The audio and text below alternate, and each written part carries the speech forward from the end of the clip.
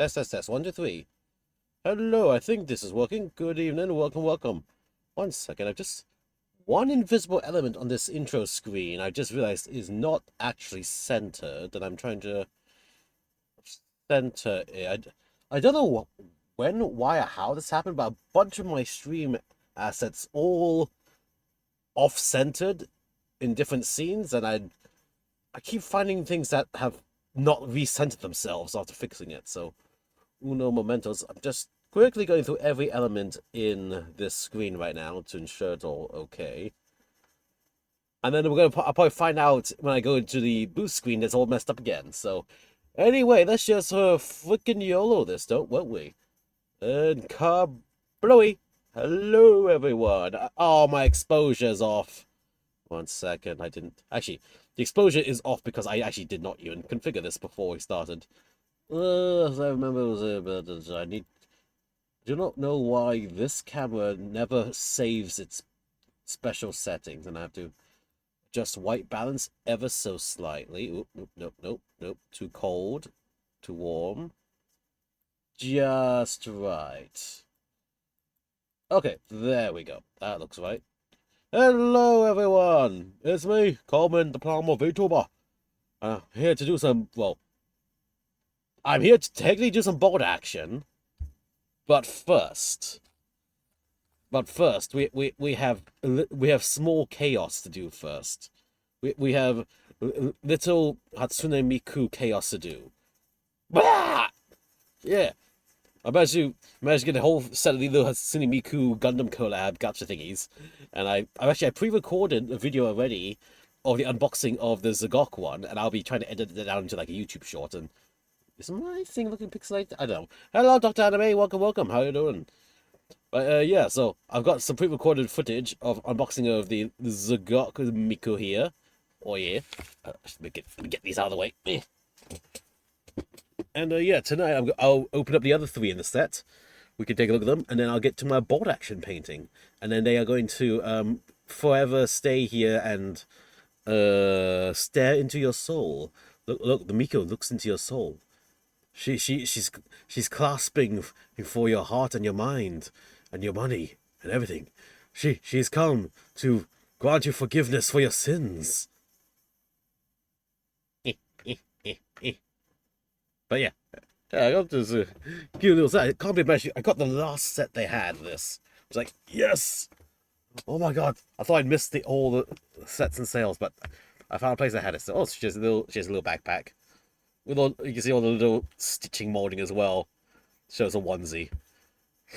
As I also, if it focuses right, you can see that the head here, these are actually buttons. These are sewed on buttons for the missile launcher. It's cute as fuck. Yeah. So yeah, that's with one of them. And here's the little piece of paper, the Gundam X Miku Anniversary Special Project. So we have Shah's Miku, regular Zaku Miku, and then a little City Miku. So yeah, we're going to open the other 3 right now, on stream. Live on stream. Uncensored. Uncut.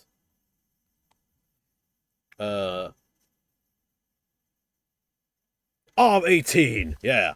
Don't know what's R18 about it, but I'm gonna claim that. So yeah, let us take a quick look at the other ones. Don't know which one's which, so I'm just gonna grab and go. I'm blindly grabbing. I'm firmly grasping it. And, come on, me, yeah. There we go. Looks like we have the Shah's Miku. Haha. Oop. And here we go. So we got a little standy base, her hair bangs, and the entire lad here. Looks like I'm going to have to maybe do a little bit heat bending to make that stand up straight. Actually still straight pretty well. So, yeah. There we go. Kind of tricky for these little gacha figures is to just use some hot water to just heat bend the rubber at the spots. But she's firmly grasping her leek here. Let me just see, can I, without snapping it, just straighten that? Almost fully straightened already. Nice. There! She's running. She's fleeing. Let's get her hair bangs out. Yeah. I'm a man. I don't need no scissors. For this, at least. Yeah. Release my Miku. Yeah. Go on. Yeah. And she has a little stand as well to help hold her up. A clear stand as well. How nice. Boom. Okay. Turn aside. Let us take a look-see at her. Oh, she's been hit by a bullet! Pow! Oh, Miku down! I guess that's where the stand will stick. Let's see. Yep. I guess this just jams into her noggin. Is that the correct way? Let's see. Is that the correct way the noggin hair goes? Probably is. Yes, it is. Yeah, get the noggin hair in. Look at her. Ma! She's crying her war cry. She goes to battle. I suppose having the V-fin bend a little bit adds the whole onesie look to it. Where it's like just a little floppy onesie thing. The leak, I think, might need a bit of a heat bend. I don't have hot water around with me, so I'll heat this off stream, most likely. So then, how does this stand work? Do they don't quite show. I assume it's going to be like this. No, actually, it might be like this.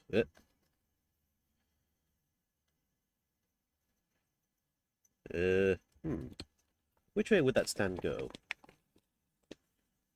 Doesn't say. Oh, really? For US and Hong Kong market only. Wow, really? Only specifically those two markets. Interesting. Okay. Now let's see, how does this go? Are these different size ball sockets that only one will fit? Oh, okay, yeah. Alright, so the balls are slightly different sizes, so you can only put the ball socket in one way on each side. Balls. Balls over here. Balls. Great balls of fire. I guess you can hide it behind her body like that, so then... Ah! She's coming for you! Ah! There we go. So we have... two Miku. Ha ha ha! Two Miku!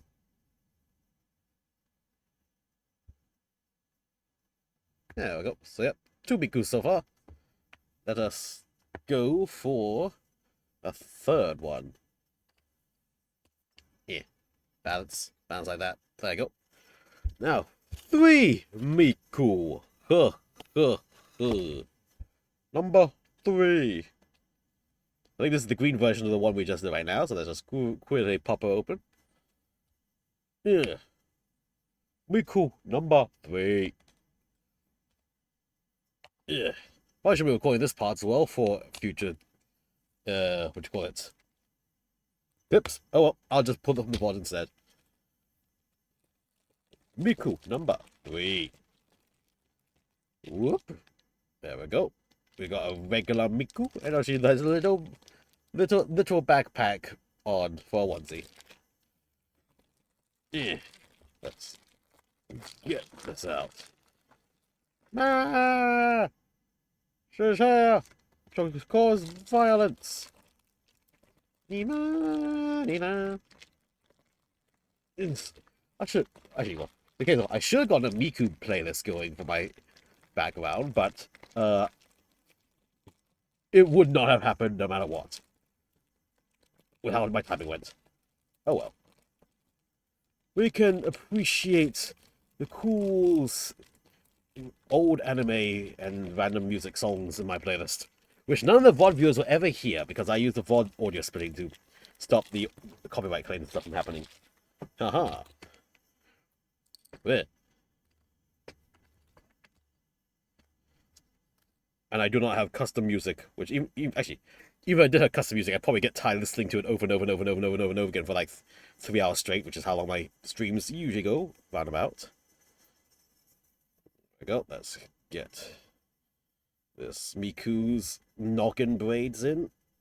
Ugh.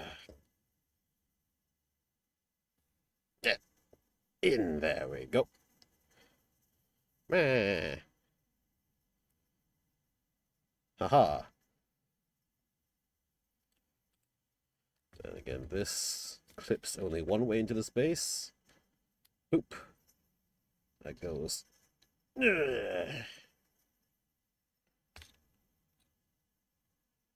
Adjust the base slightly. There we go. Both of them leading to battle. Yeah. Okay. We have 3 Mikus. Ah.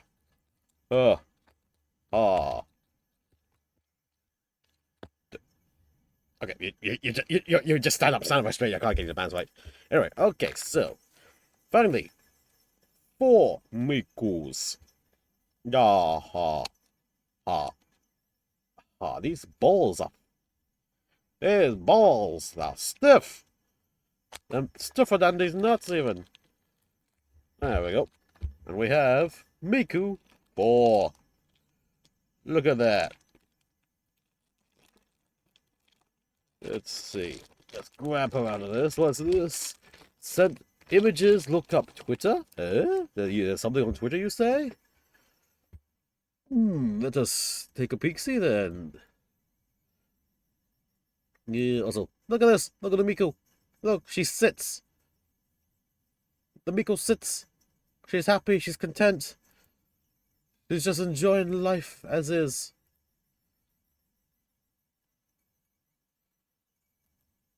Look at them. Why do I have a message asking from someone asking me to marry or part? Oh, F. Oh, that's a bot. Okay. So what the fuck's other DM did I just get? Where is this? Where is this, Dr. Anime? I see not this. I have blatant hentai on my feed right now. I should put that to the side. Whee. Is it on your Twitter, my good sir? Boop, boop, boop.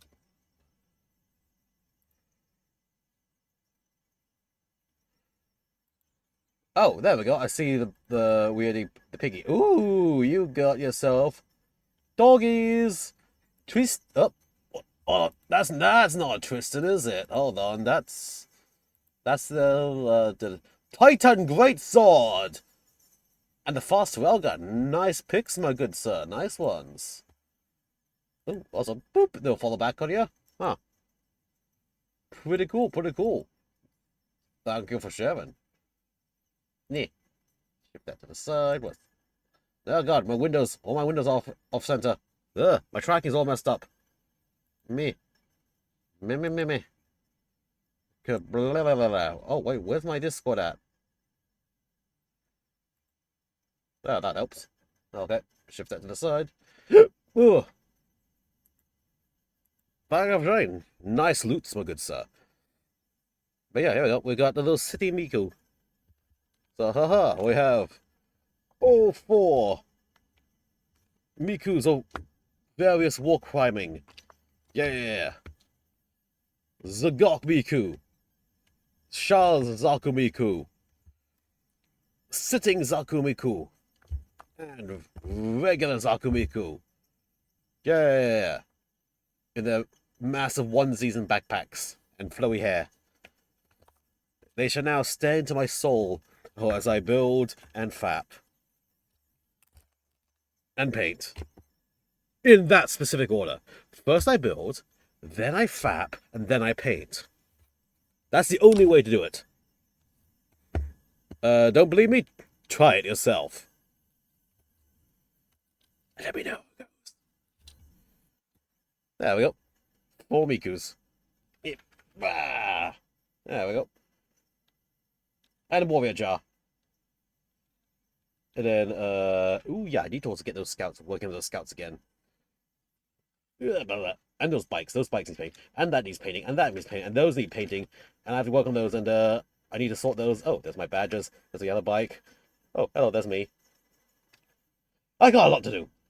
But right now, the most immediate things I need to do for upcoming things and stuff is a Churchill tank, which I'm going to start building tonight. I'm going to build the Churchill tank up, and then I'm going to start mass painting what I can with it before it's midnight, pretty much. And that's how it's going to go. So yeah, 4 Mikus, for 4 times the fun, and to stare into my soul. How's like that? So let me chuck the balls to the side. I'll see God Gundam break 2 things, arm and wing. Oh, really?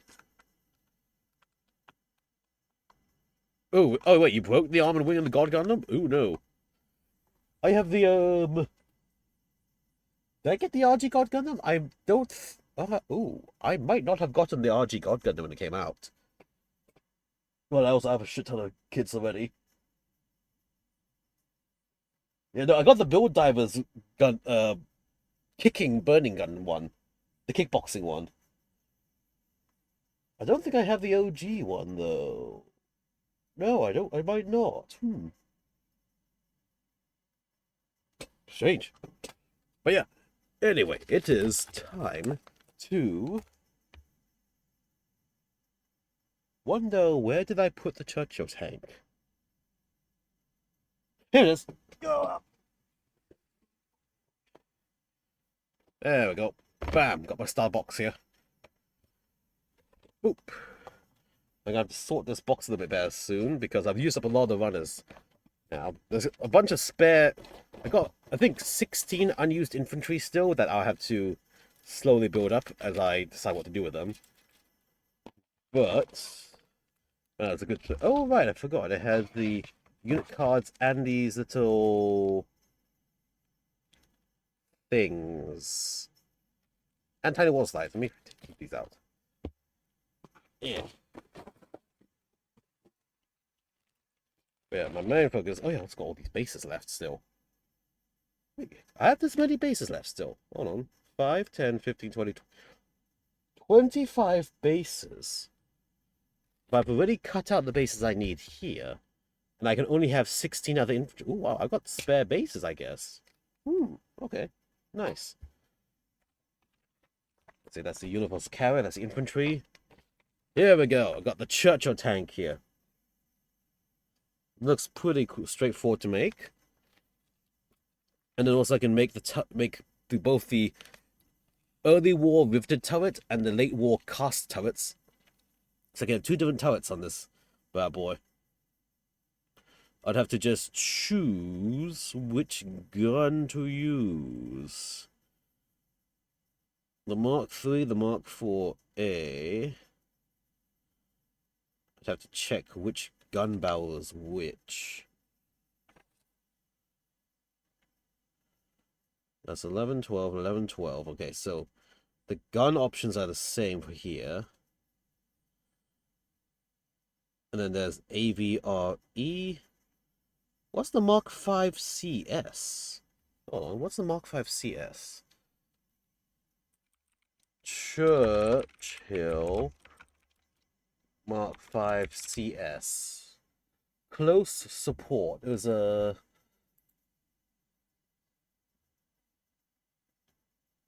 Oh, it okay, so it has a... Not a spigot.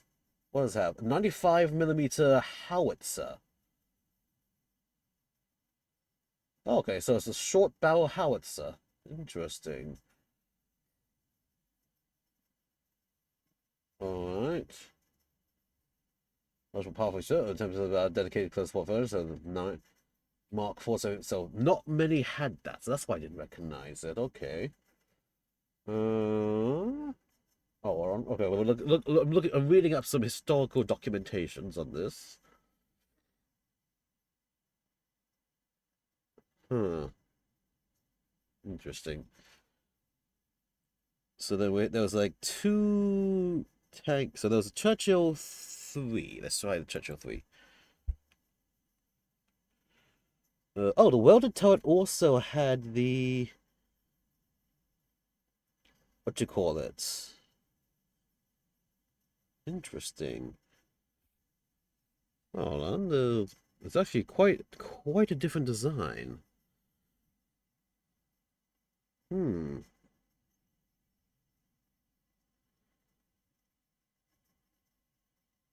Da, da, da, da.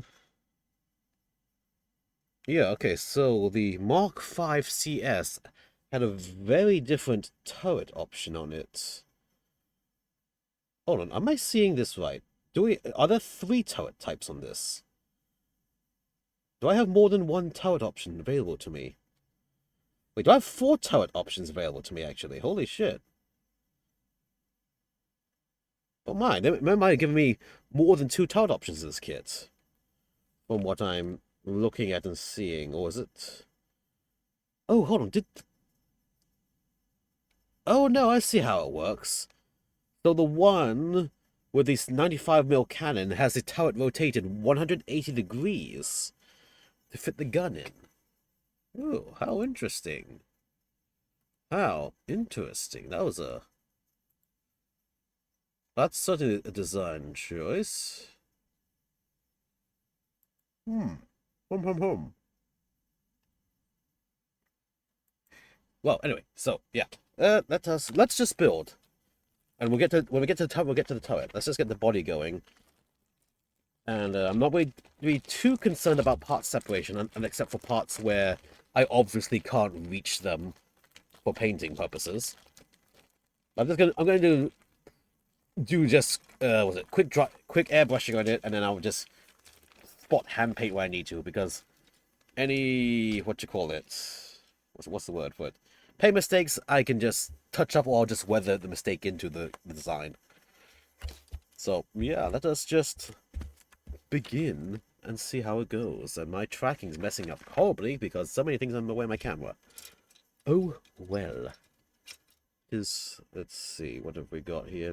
Oh, there's a piece fallen off the runner, which I did not spot. Okay. Pause a sec as I look to see if I've dropped a piece already without realizing. What? Huh. Hmm. No, here it is. It got locked in between the pieces here. Haha. Here we go. One little part there. Cool. And if that's the case, hold on.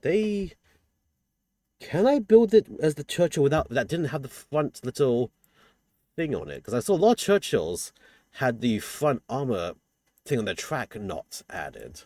Churchill front track.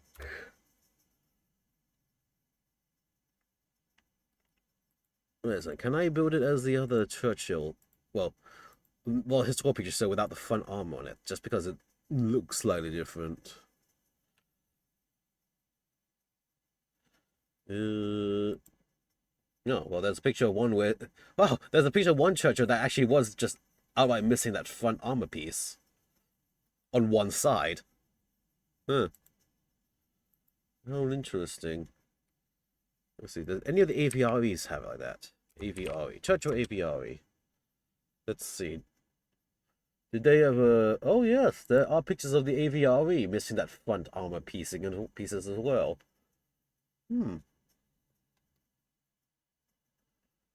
Interesting. Do I want to include or exclude that front armor piece?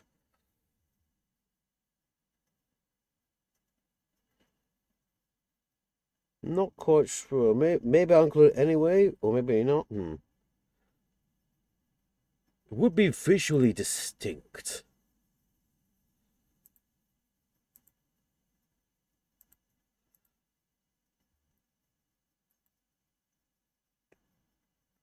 I know. We'll see. We will see as we go.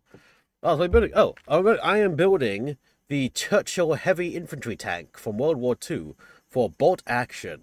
Because I have a bolt action star set, and it's the last thing I need to build to use to play with in my army. You can see I have some of the metal minis over here already, which need to be primed with a lacquer primers and paints because they're metal. And off the side here, my infantry I have primed and done the initial base coat of English uniform. And then pretty much once I finish building this and I get this primed, we're gonna start painting the small details and stuff on these lads. So hopefully by this week or next week I can start my first game of it. Haha. So yeah, we are building a tank now. And I need to see what piece goes where. Yeah, so we got the two different turret pieces here. A bunch of small bitty buddies here.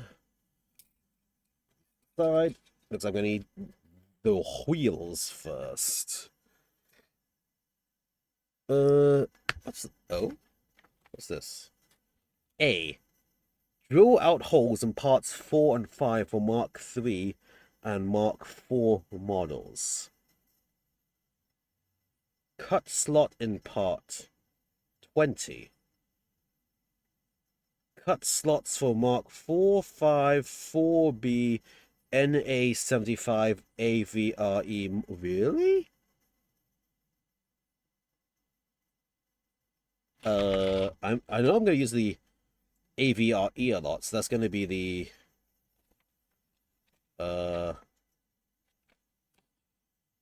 not the early year, so I will not drill those holes then. Okay, interesting. So part 20 and 32 when I arrive at them will need some things done to it. Okay then. Anyway, let us begin. So first camera. How'd I knock you? Needs 7. 1 and 7 I'm gonna need first. Snip. There.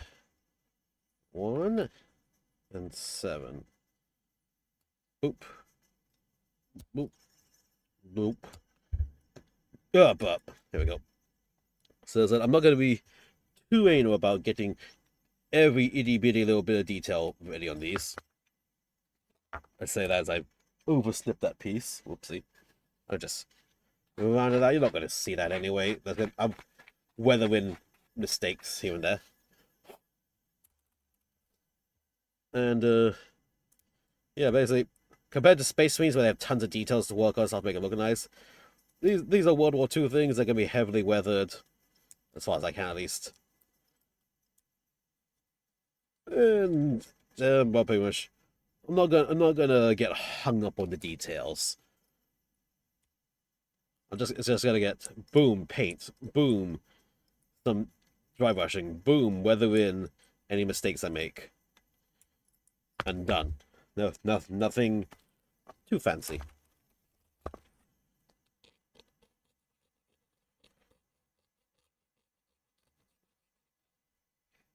I think mostly the infantry is going to take the most effort. I think that's just because they're going to have a lot of small little belts and stuff to deal with. There we go. Like also, I think I'm going to be trying to go for like a slightly lighter color tone compared to historical, just to make them easier to see on the tabletop.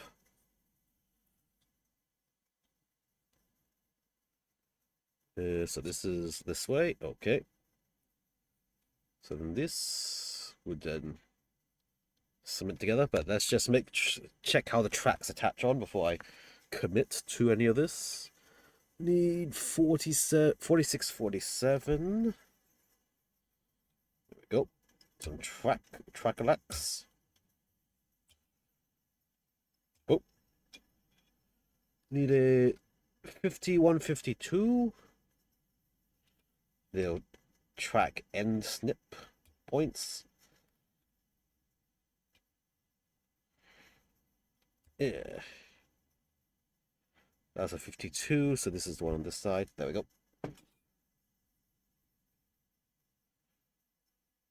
Let's see. As I'm trying to think, I don't believe in my time since I've begun my hobby painting journey have I actually painted tank tracks yet. I've done tires, but not tracks. So we will see how this goes for how the fuck I paint these.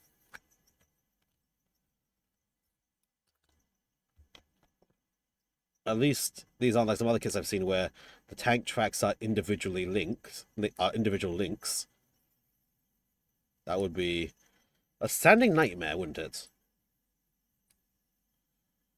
Boom. Okay. So now, which way do these tracks go? Hmm.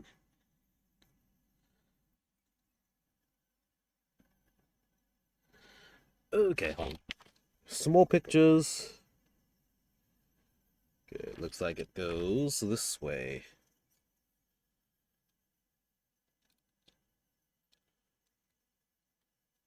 So then, this aligns like this.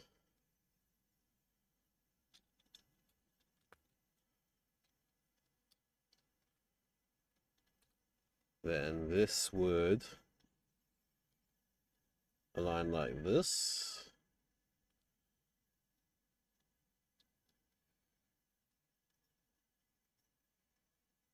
This would align like that. Oh. Okay. Go on. Stick like that. And then this would align like this. And that's not quite the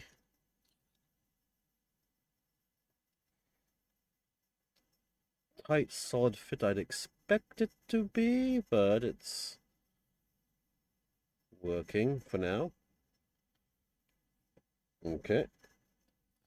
I guess for ease, I'm just gonna solidify this together, cement it together first, and I'll just airbrush and then hand paint the overspray wherever it happens, if it happens anywhere.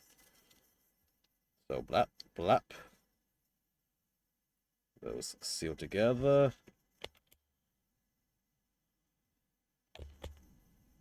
Just run this between it all here. And then give it light press. So they merge on it in.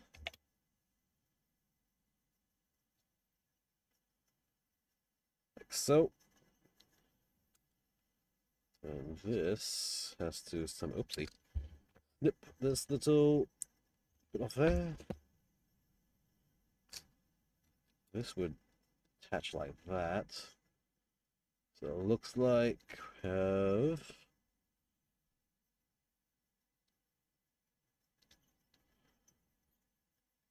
a key spot that can super glue right there, I think is the best option. Use super glue. Ah.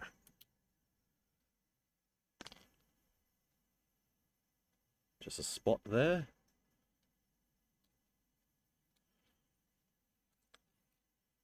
And this goes on over that.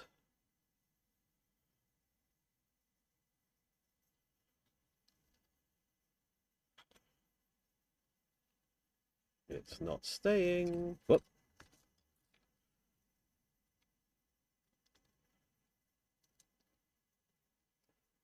Holds like that. So hold like that.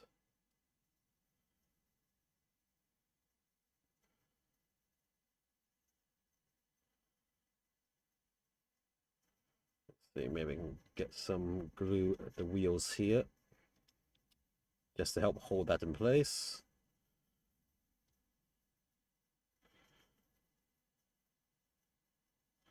Very careful, small bit.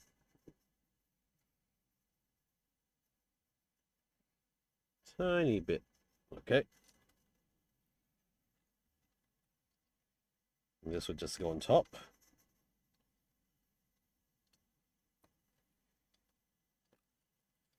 We have a spot here. That sticks on.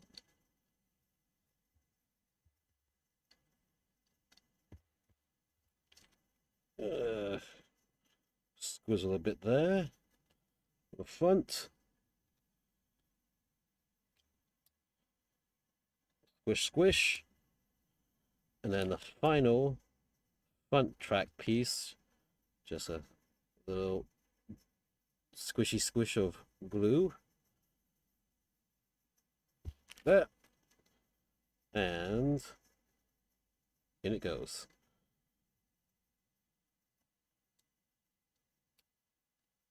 In it goes, I say. Yeah. Okay, okay, okay.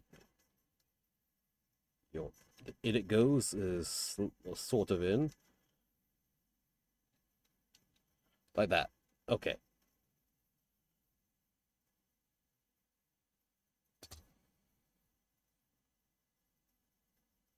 We'll just, while we're here, just give a bit more.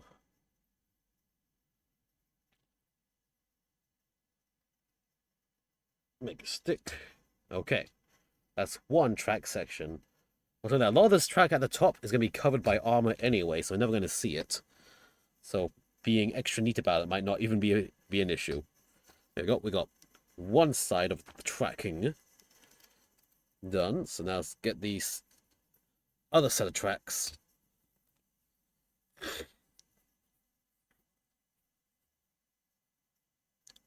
Yeah, it looks like I can do this in like a bottom half of the body, top half of the body, and then the turrets.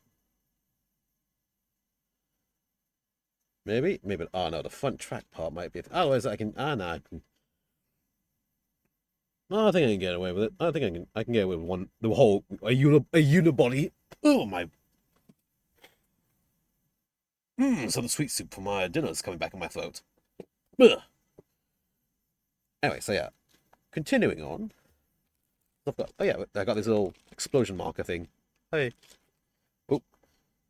Other side. I think Miku's, you need to get a little bit further out of the range just in case super glue goes your way. Yeah. The Miku's are falling over. Yeah. There we go. Alright, so now, next set. It's going to be the same set of top-bottom track.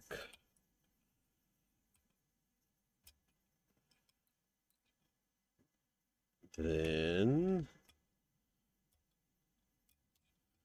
at the fine, it's going to be 59. Ooh, and close end is 58. Yeah. I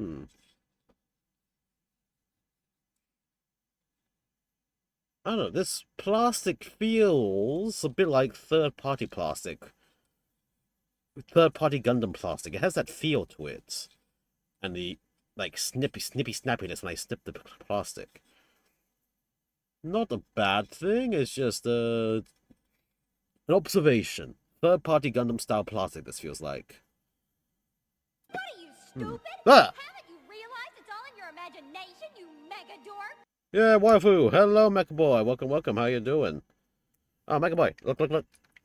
We have... I have the Miku Gundam collection set with the Hatsune Miku with the Zagok and Zaku onesies. Yeah. Got the Zagok one, the Char Zaku, the regular Zaku, and then we have little regular Zaku just sitting down, having fun, chilling, just staring into its soul. Like, oh, when I look to the side when I'm fapping, she's gonna be staring straight at me, judging me for what I've just witnessed. But yeah, I got the last full set the shop had. I was like, oh my god, yes. So, yeah. Yeah, they're fucking cute as shit. So, huzzah! I have the Zaku set, the Miku Zaku Xeon set. Huzzah! I also thought I would never be able to get it, or easily, or have to go for like post event pricing. It's like, oh my god, one shop still had it, one set left, mine. So I got it, and now they're here, and they shall live on my desk, forever judging me. So we're happy about that. And yeah, now they're currently watching and judging me as I quickly build this Churchill tank for bolt action. It's the last mod I need to build to be ready to play bolt action. And so I'm going to build it tonight, see about priming it tonight, and then also start painting most of my infantry as well. So at least a battle-ready standard, or rather, get them glued to their base and get their primary colors put on so I can tell what is what. So there'll be a bare minimum usable format. Oh, bolt action, it's like it's World War II Warhammer, put it that way. It's like, it's a miniature game, but for World War II, with historical units and stuff. Like, here we go. Like, a few streams ago, I built this anti-tank gun for my army. It came in my starter set, which is, this is a metal model.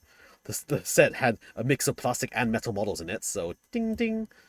This is pretty heavy, pretty hefty. I've got like 20 of these little infantry built up, ready to go. Yeah, exactly. So, yeah, that's coming up. Ooh. Also, as I go over here, there's this little metal machine gun, Vickers machine gun nest here as well. These metal ones I haven't painted yet just because they're metal. I don't really trust my acrylic primer to stick to them, so I am going to use lacquer primer for those. However, it's been raining. Well, last time I was painting, there was rains and storms. I didn't want to open my window while it was raining and stuff for the lacquer thing. So I was like, okay, you guys will probably go to battle unpainted. You're assembled at least, but you'll go to battle unpainted until such time I can paint you guys. Sneak a battle mech into the game. It's fun. I could. Also, if you look up, they have a second new game mode coming out called Conflict 47. I'll type that into the chat. Conflict 47, where it's World War II, but they had science fiction plasma guns, Tesla coils, and everything. And so it's like all the World War II looking things, but with high tech, like very cheesy high tech things added on. So I could literally sneak a Battletech. I could literally use a Gundam that game mode even, and it would fit. Yeah, so like Darkstar Mech Warrior. Yeah. So it's like, okay, that's actually a thing that can be done with that. And it's looks cool. Like literally I could bring this into Conflict 47 properly and say, though, this is a, actually maybe not the sword. It's still World War II style things. The gun one, the launcher strike. I could bring this in and say, here, this is the AI unit, the robot machine gunner or something. It'll probably fly. I haven't looked too much in Conflict 47, but it is a thing and it has sci-fi thingies. So I was like, haha. Talk about them copying 40k. No. Oh, that one. Battletech Gothic. Yeah, that was them blatantly trying to get into the 40k segment, and it's like, okay. I'm amazed they didn't get what you call cease and desisted or anything. They got away with it. They were not told to take it down or anything.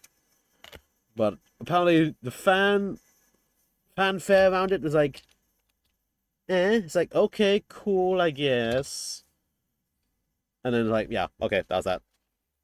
It wasn't the big thing they think they wanted it to be. It's more of a, okay, this exists. So where's my regular battle mechs? So yeah. I think I saw that Gothic one actually on Amazon, but I think it didn't ship to my location. But it was about the same price as the regular starting set, so I was like, maybe in the future. Maybe. Well, I do have another mech pack incoming from Battletech because I had to replace my phone case as I also get a new screen protector on my phone, and it was pretty cheap. I was like, oh no, I'm short for the free delivery. Oh hello, a mech pack is just enough to shove the free delivery levels. Oh, I guess I have to get another mech pack. It's like quite literally, Battletech mech packs are my way of bumping my Amazon thing up to free delivery mode nowadays because they aren't that expensive, honestly. As I need this, let me just, use this excuse to get myself another mech pack. Yeah, what could go wrong, indeed. I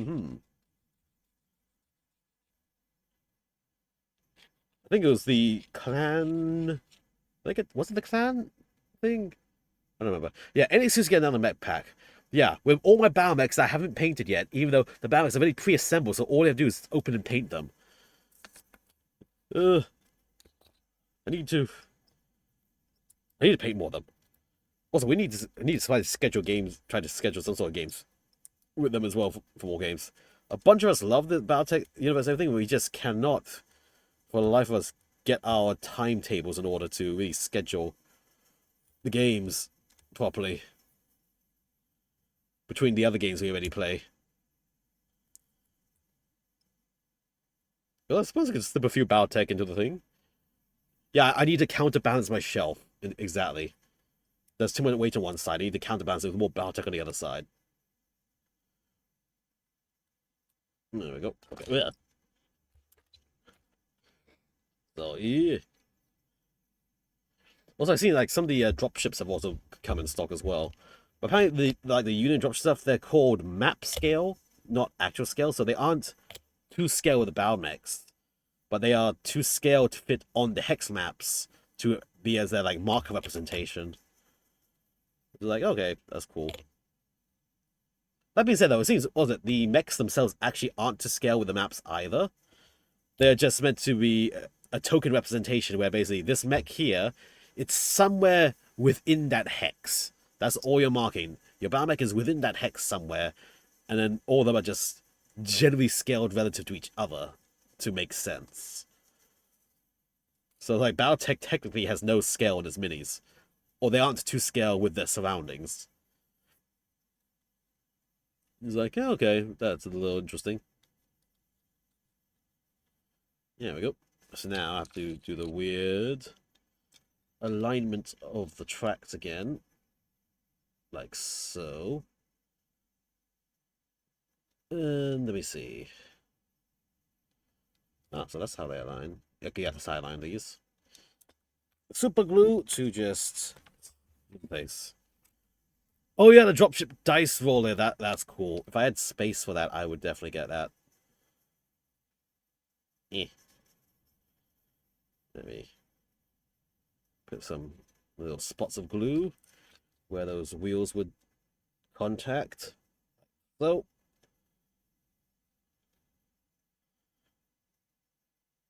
and then do the same on this side. There we go. Now I just have to hold this for a little bit.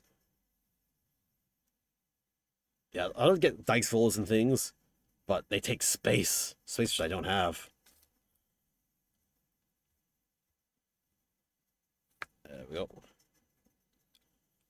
Why do I hear music come out when I'm inside my headset? Oh, just my volume track. There we go. Align. Ah, this needs to align here. There we go. Okay. Yeah, it's been so long since I did a military model where I do like do glue tracks and stuff on.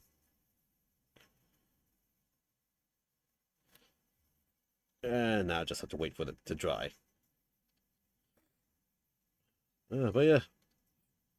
But otherwise, also I found some 3D STLs for some like Balmax not yet for sale officially. Like, ooh, I kind of want those. Or like some like the alternate design Balmax. Like, need more Balmax. Balmax are fun. And then this goes like that, it looks like. Yeah. This is... So DIY project we make your own sim racing wheel. Ooh, force feedback. Nice. Oh, that sounds like a project I would have loved to do when I was a kid. Just DIY joystick and everything. Oh, that'd be cool as fuck. There we go. Okay, in place. Eh.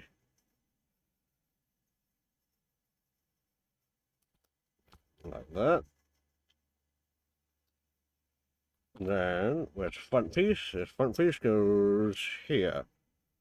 Eh. Root.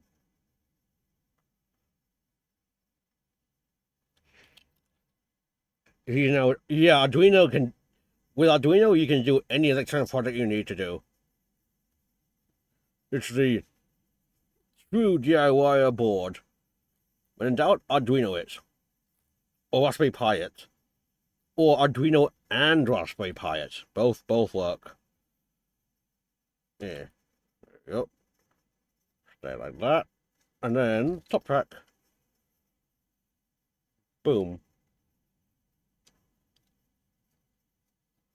And glue. Yeah. Like that. Like that. Press. There we go. Okay. Arduino's, yeah. Well, you go for the Arduino Mega. Or whatever the third party, like, Orange Pi and other things. Or...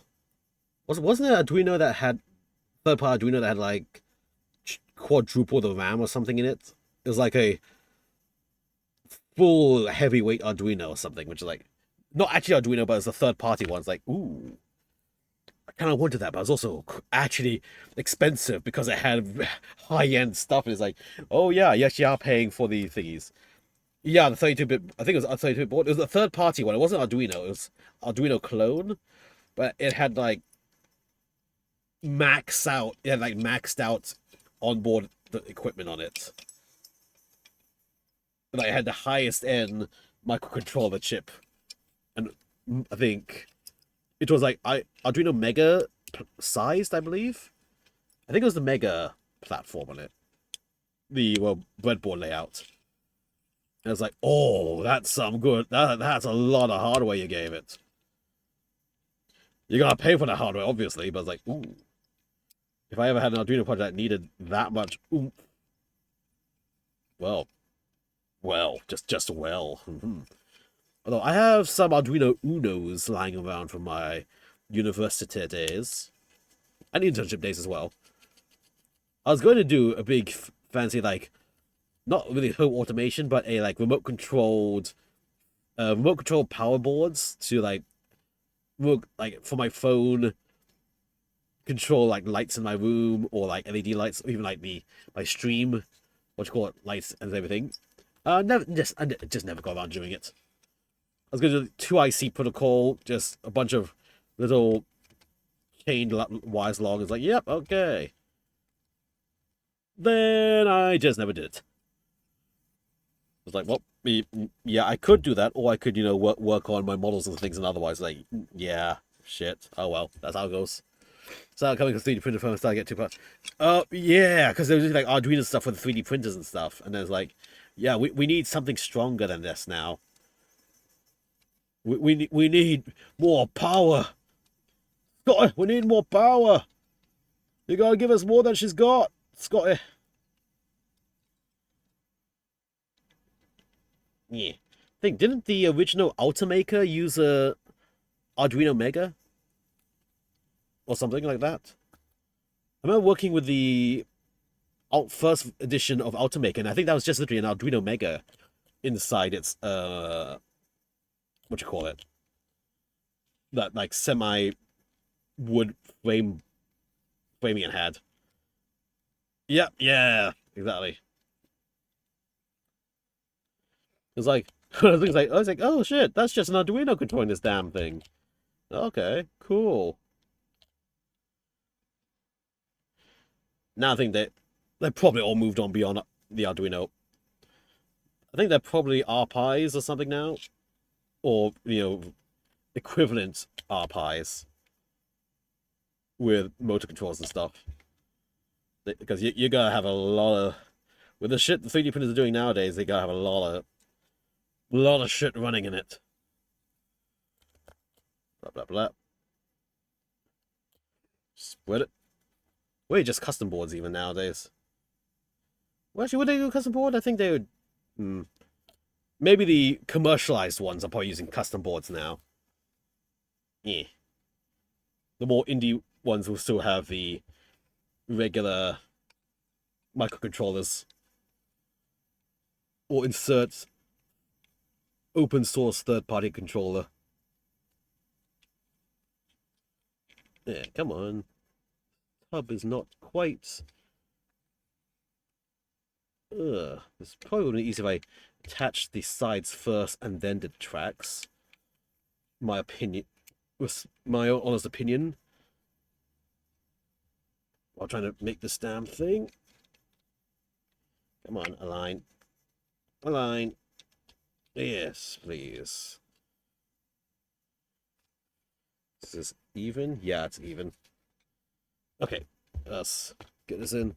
Let's see if we can start with Arduino Mega. Cover 32 processors and Raspberry Pi as controller and client. Yeah, I guess as much. So pretty much they're using both. Yeah, I have a Raspberry Pi Nano, which I use as like a custom DNS for like a physical ad blocker.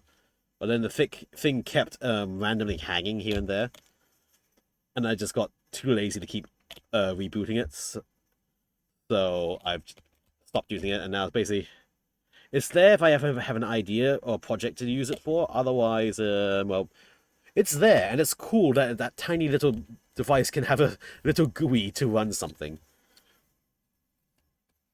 And I was thinking maybe might see. I think there was a thing where you can use the Pi as a KVM, remote KVM solution. So no, I might try to see about going into that. But keyword is when I have time, which time is very precious to me, and a lot of my precious time is going into my current passions, which are, well, model building, model painting, and a lot of wargaming. The times when I spend my personal time to do tech stuff at home is mostly just to fix my server, because that's where I store my shit in it. And that's more of a general maintenance, not a passion. Well, I guess it's a passion project because it's not my own personal cloud, but more of a general maintenance to get my shit working. That's too small for the ideas. Like with a full Raspberry Pi, yeah, I suppose. Basically, it was cheap. Full Raspberry Pis were very expensive and hard to get at the time when I was doing it. And I thought, let's try and see. Let's try and see. Thank you kindly for the stretch and hydrate. Stretchy over the hydratey. But yeah, I think that at the time I was doing it, that was when there was a massive shortage of Raspberry Pis and Arduinos. And I was like, oh, there's a Nano available. Grab it.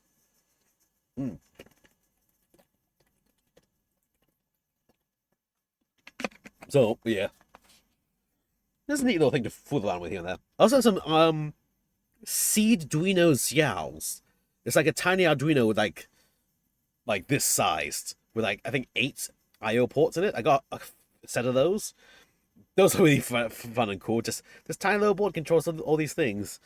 I just haven't. I was going to use on my LED project, which I just never got around to doing. But yeah, basically, a lot of fun things to do. And here you go. Yeah, we have the entire bathtub of the church already. Yeah, bam. Oh, hiccup. Ladies and Raspberry Pis, 2 mini HDMI. Ooh, 2 dual screen, you say? I saw there's a Raspberry Pi where it's like integrated into a keyboard, so you just plug it into a screen, which in theory is pretty cool. You just plug the keyboard into a screen, you're good to go. However, that means it's a custom Raspberry Pi that fits only to that motherboard, meaning it's if something happens or breaks in it, you gotta get that very specific motherboard back to fit it inside. It's like, yeah. From a maintenance standpoint, it's like, that's gonna suck if you have to replace any part in it. If you can replace any part in it. But still, cool as fuck.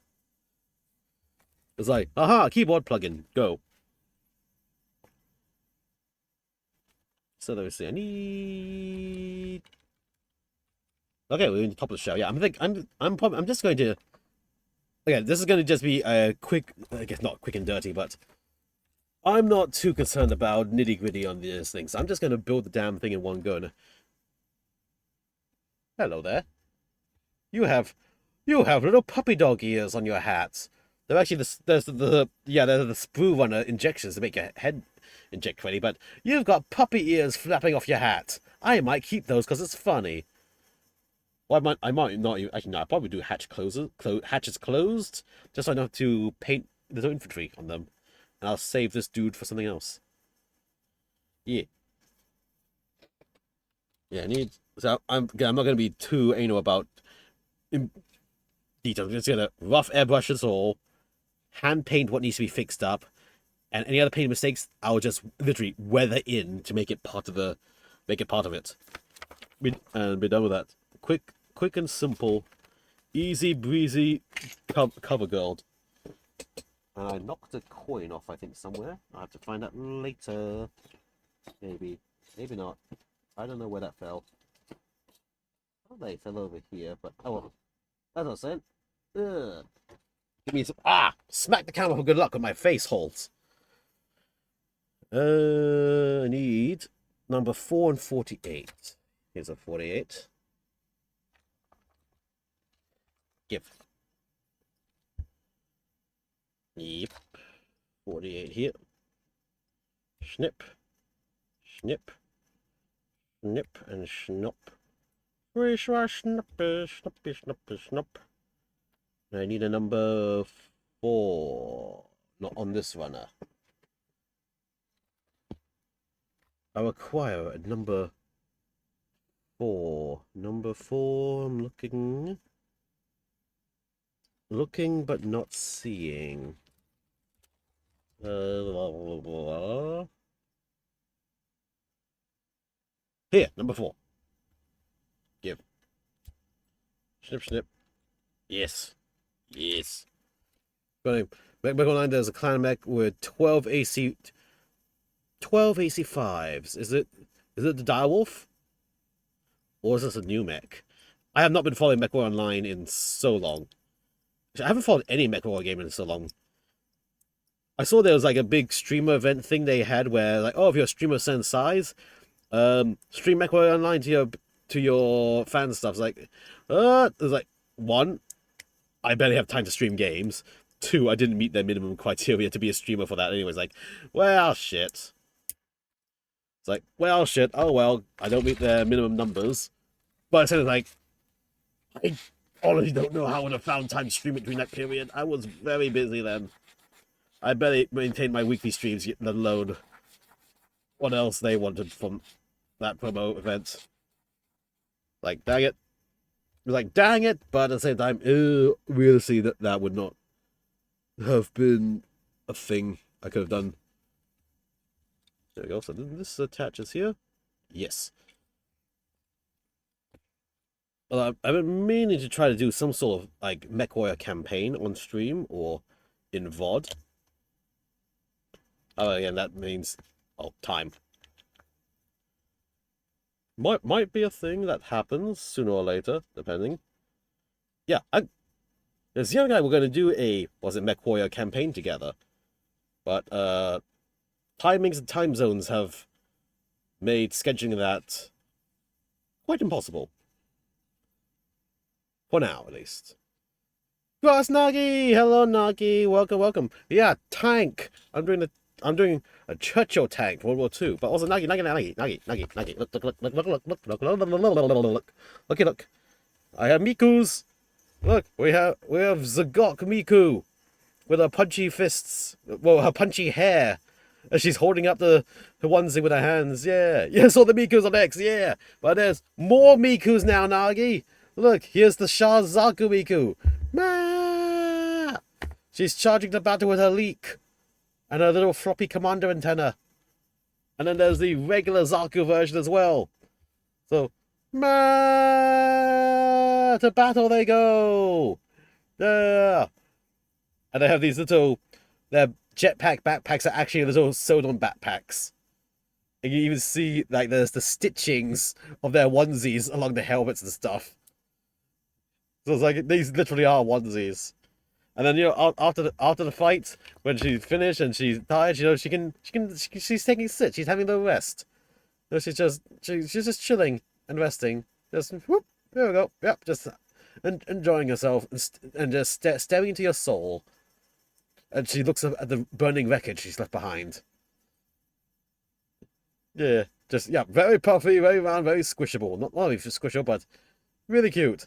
I was so like, I thought I had missed the entire event period to get them. But then one hobby shop had one set of these left.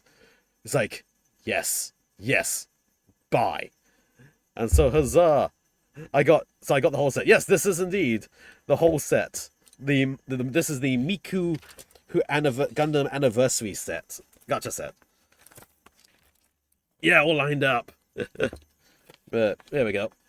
Yeah, the Gundam X Miku Anniversary Special Project.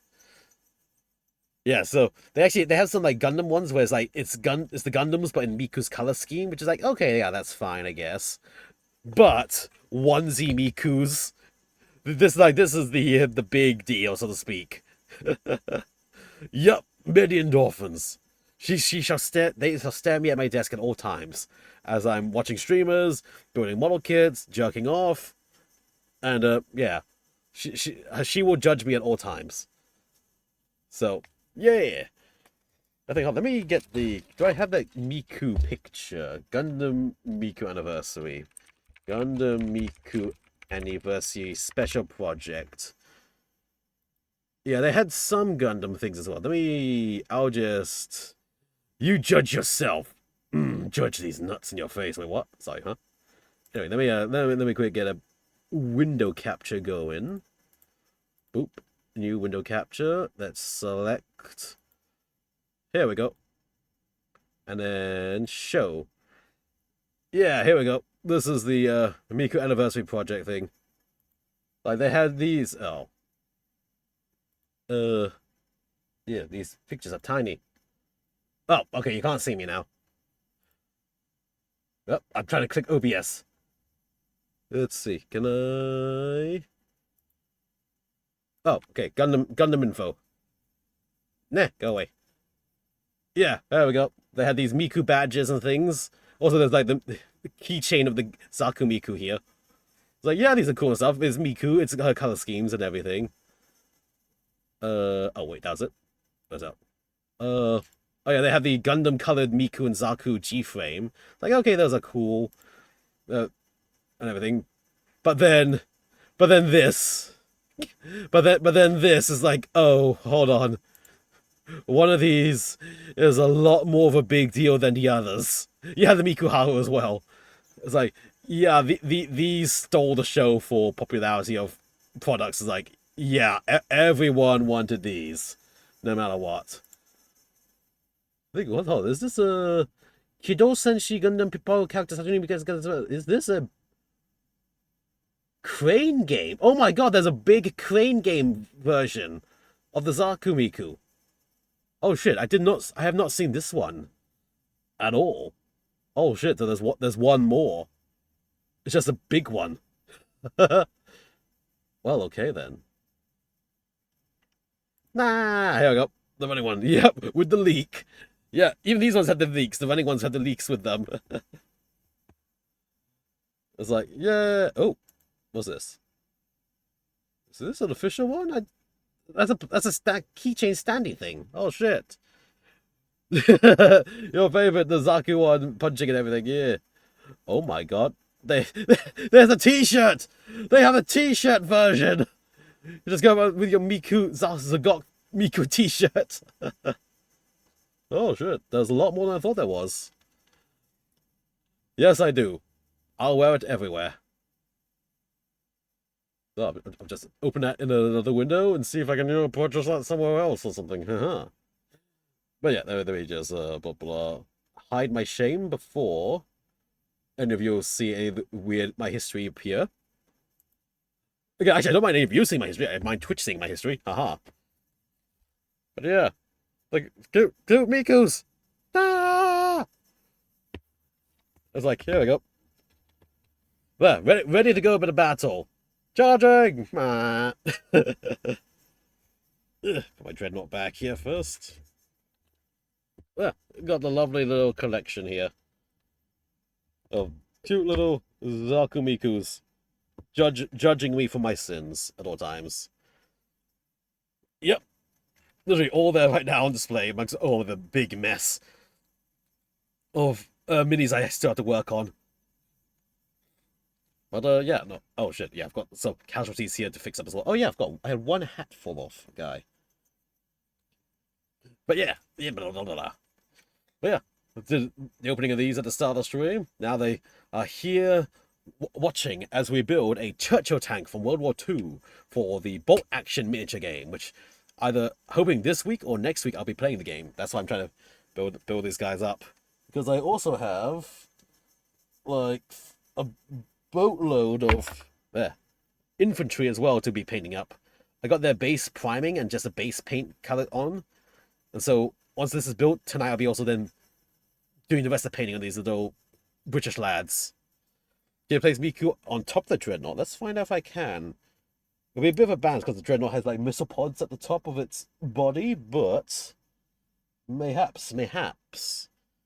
Let's put these to the side. Let's get the dreadnought here. Bam. And oh. She can the smoke launcher, she's hooked onto the smoke launcher. Ha! To battle! Meow. Yes, time to purge Xenos and heretics with Miku. Yay! Or even better. Where's it? Hold on. The Invader ATV. Haha! Charge forward! So yeah, this is cool. Actually, hold on. Do I have a 40 base? So I do have a 40 mil base. Oh shit! Hey, look, she fits on the 40 mil base. With some blue tack, I could stick it to this base, and actually, I could proxy it as a miniature and Warhammer to use. I don't have this model, so the just very aggressive Miku, who with Zagok arms for hair, is going to be a proxy for insert model here. Yeah, there we go. Because yeah, this is a 40 mil base, so she would fit any character model. Yeah, there we go. Yeah, she's gonna lead my Spec Marines to battle. Aha! Charge forward! Punch! Yeah. So yeah, got the oh, I also have the one Gacha Warrior Jar as well from a Gacha machine. So I got the Mikus and the Warrior Jar ready for battle. Commander Miku! Yeah! Oh, that's really fun. Oh wait, hold on, speaking, hold on. Let me get a picture. Let me see. This is very legit. Here we go. Let me save this picture and show on screen. Wow, that is outright porn I have in that folder. Let's grab an image, create a new image, browse. There we go. Yeah, this is Khan the Betrayer from one of the World Eater's epic characters. Notice how he has some little blue hair tassels from his helmet. Kind of like Miku's hair tassels, don't they? Look. So here we go. Here's my Khan the Betrayer. Aha. There you go. This is my proxy for Khan the Betrayer. She's running. She's got her leak. She's charging the battle. She's got the hair tassels that Khan Betrayer has. She fits on the 40mm base. So there you go. See, HR wants you to tell the difference between these two. You cannot. They are the same person. So there we go. We have Miku the Betrayer here, ready to charge the battle and eat the worlds. Boop. Yep. Blue take a gun in the other hand, most likely. What would I don't have a spare gun, but probably he's got a plasma pistol. Do I have a spare plasma pistol anywhere? Doubtful. I'll probably find something to hold, put other hand to hold. But there we go. See, I put Miku in Warhammer. Huzzah! Oh, the antics and shenanigans you can get up to with these. That's gonna be amazing. But yeah, that's the shenanigan. Those are the shenanigans I managed to pick up and obtain. So huzzah for that. Also, actually, I do have one other thing. At the same time I got Miku, I also zoom out a bit, zoom out a bit, zoom out a bit, zoom out a lot. I also managed to get a hold of the misogyny Gundam.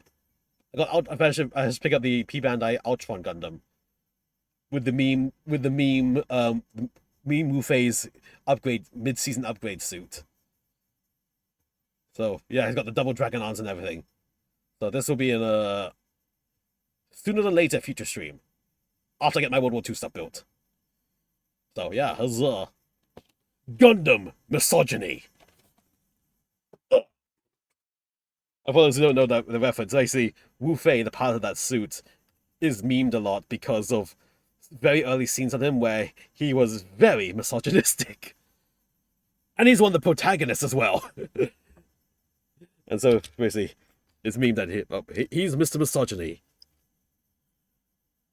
And a lot of like Gundam Discords have a voice clip of him going, "Huh? A woman?" It's like, oh, okay, yeah, that's funny. And I do like the dragon motifs his suit has. Also, his season 1 pre-upgrade suit was one of the first models, well, one of the first Gundams I painted on stream when I first started streaming. Like, haha, I now have his mid-season upgrades. Well, not, was it mid? I guess mid-season. They upgraded their suits pretty late in the series. Basically, it's the upgrade of his original suit that was one of the first Gundam things I painted on stream. In fact, since I'm on that thing, let me see. Do I have the old... This was back when I had time to make thumbnails to advertise my stream. I don't know where the time went for those, but I used to be able to do those. I used to have time to do that. I've not had time to do that in so long now. But when I did that, I think... Do I have it here? Give me a second. Let me find it. Let me see it. Do I have the picture? Sort by... Where's my folders at? Where are my folders at? 1 second. Where the folders Doko? Should have been under schedules, I think. Was it? No, it's not. Oh, don't tell me I can't easily find it. 1 second. I'm looking. Do I have any of them nearby? Slideshows. Shiz posts? Was it under Shiz posts? Oh, why do I have a save for image in Shiz posts? That shouldn't be there. 1 second. I'm looking this. Wow, did I not save it here? Maybe it's in my server. I'm looking for a picture. Checking. Come on. It was a meme. It was actually a very popular, well-received picture I had back when I first started. I'd have to... Oh, please don't. Please tell me I can find it easily. 1 second. I'm scrolling carefully. That's my Gravis Marine. So, this was a picture from before I even started Warhammer. Let's see. So it's going to be before that, it's going to be before that, it's going to be before that, going to be before that. Before that even. Wow, this was a long time ago. That is before that picture for sure. Still scrolling.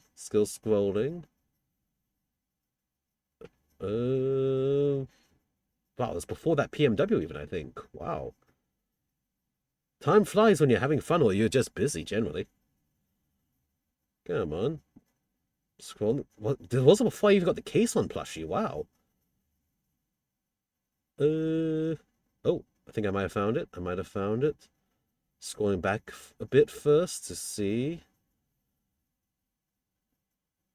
Is the picture which I edited here? it's a picture at least. Scroll forward a bit more. Scroll. Oh my diesel fuck. Here we go. Boom. And show. Oh wow, it's big. Okay. Ba ba ba ba ba ba ba.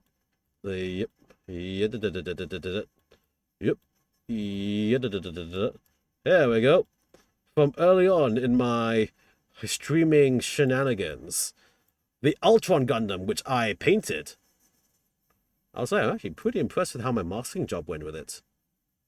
You can't see... Yeah, the masking actually went pretty well. Holy shit. I'm impressed with myself with how the masking went.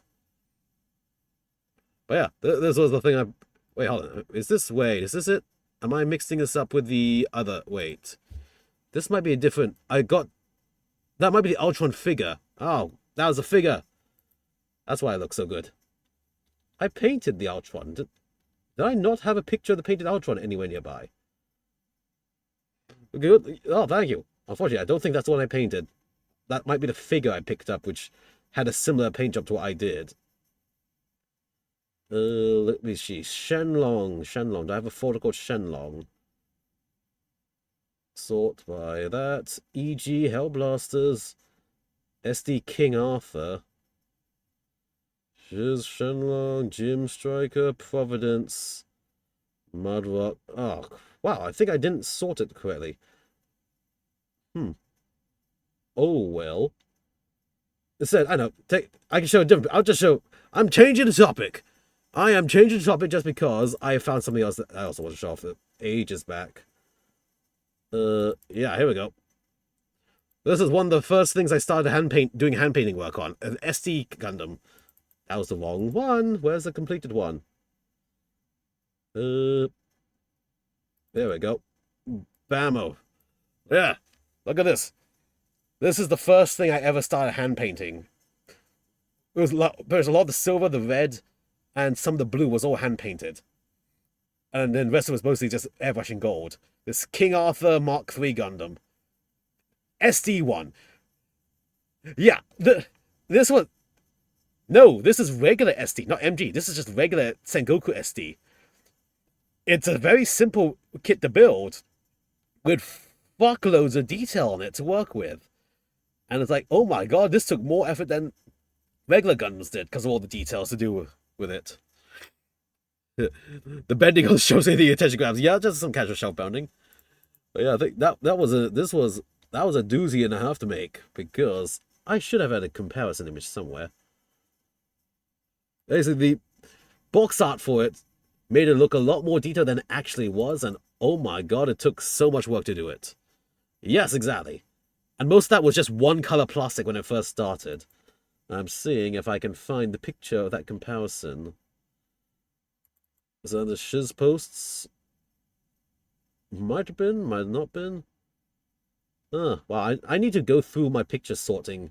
My pictures are unsorted and I have hentai saved where it shouldn't be saved. Is it slideshows? No. Oh, I had a quick reference picture to show off the bullshit I had to deal with how much details were different between it. But I'm not seeing it within easy view. But basically, yeah, that really detailed thing, and that took so long to do. I think it took like 4 or 5 stream sessions to make it. Actually, I have the stream VODs of making it. So I can go through, like, check the VODs as well for that, but yeah. Maybe this is the inspiration of MGSE. Possibly, yeah. But basically, a lot of this was like one single piece, like the side skirts where you see the blue, gold, silver trims on it. Those are one piece. And it needed a lot of tiny hand painting to detail separate all the small bits and stuff. So basically, most of it ended up being sprayed airbrush gold on everything on this. And then anything that's not gold was hand painted after that. And I was like, ooh, boy.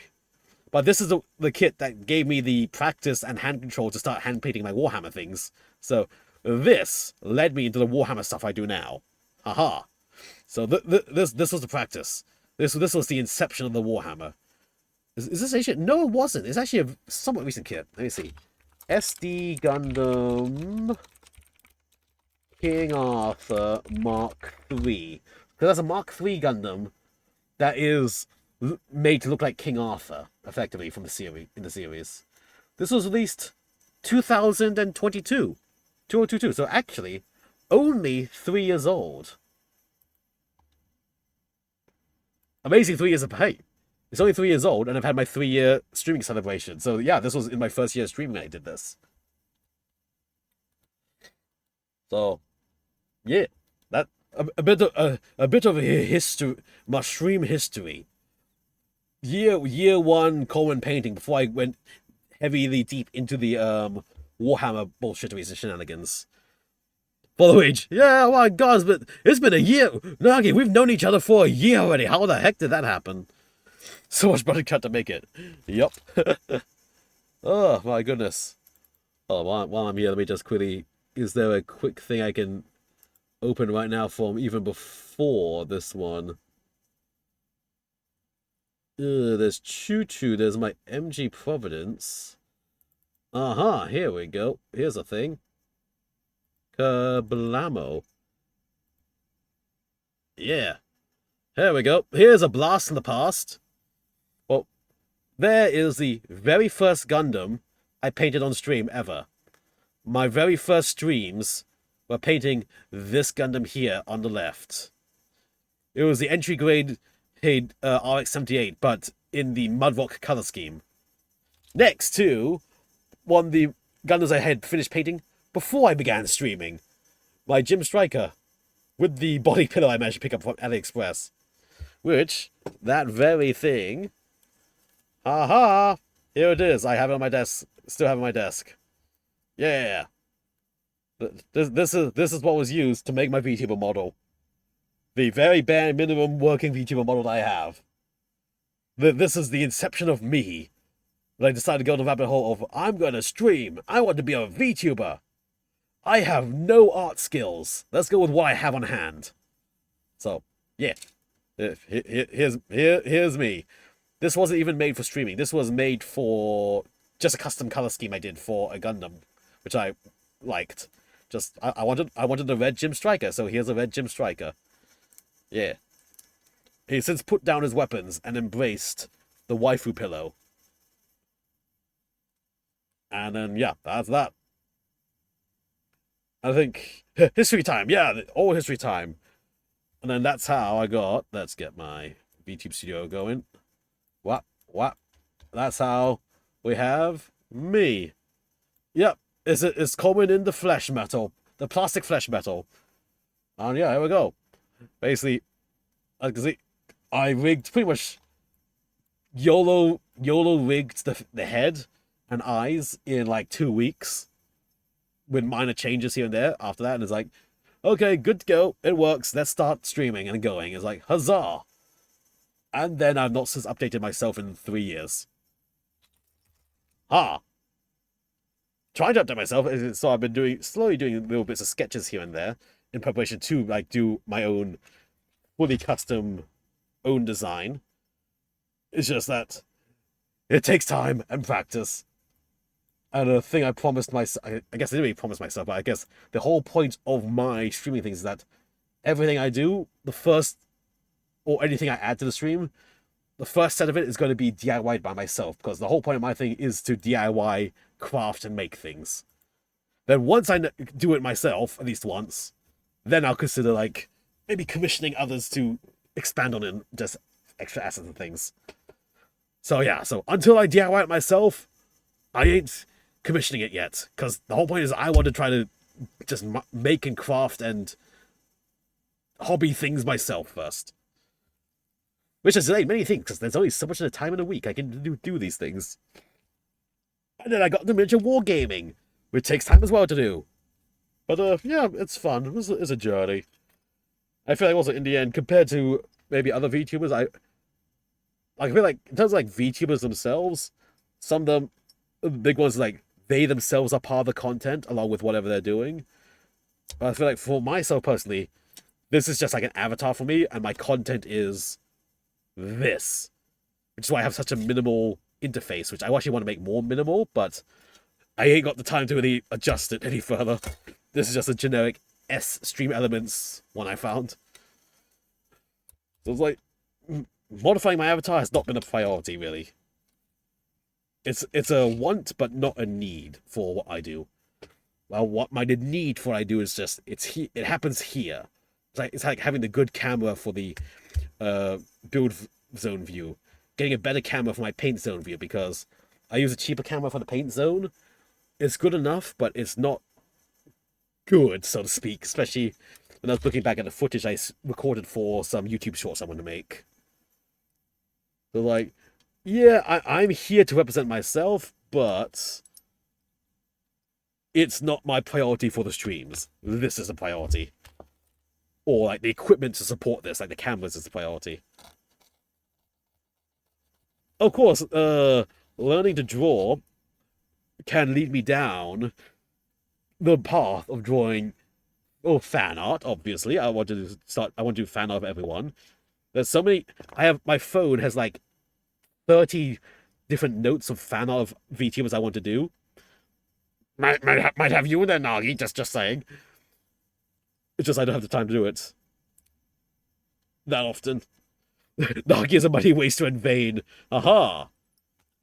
Well, that's fine. You be as vain as you need to be. You need more cooking. You need more cooking pots. Yes. You need more idle pots. Listen, once I go to the fan art route, then comes the Rule 34 art. I am going to draw all of you Prego. Yes, you can't stop me. I've drawn Chisa on the toilet. I'm going to draw Mech Boy. I'm going to draw you Prego. I'm going to draw Zionic Prego as well. Nagi, yours will be a surprise. But don't worry. It's totally related to things that have been said, yes. Oh, wait, your arts? Yay! You have to wait a little bit. I have a backlog. I have a backlog and a priority of arts based on events happening. It's like, oh god, I want to do this fan art, but I have to do this other one first because of timelines. And events and things. But yeah, basically, I have fan art ideas for a lot of people, multiple ones even. Okay, wait, one for you. No, thank you, Nagi. I'll probably get to it within this year for sure. Actually, let me think. Timeline wise, probably within the next 2 months even. If I don't get overtime for work. Pretty much the somewhat safe fan arts I can do like during my lunch breaks and stuff, but the more degenerate or funny memed ones, I have to wait till I'm home, and then basically it's a case of, am I trying to build something for a game? Like this I'm building for a game on the coming week or next week. Or am I like rushing for a tournament? Because, oh yeah, I signed up mid-September in a Warhammer tournament as well.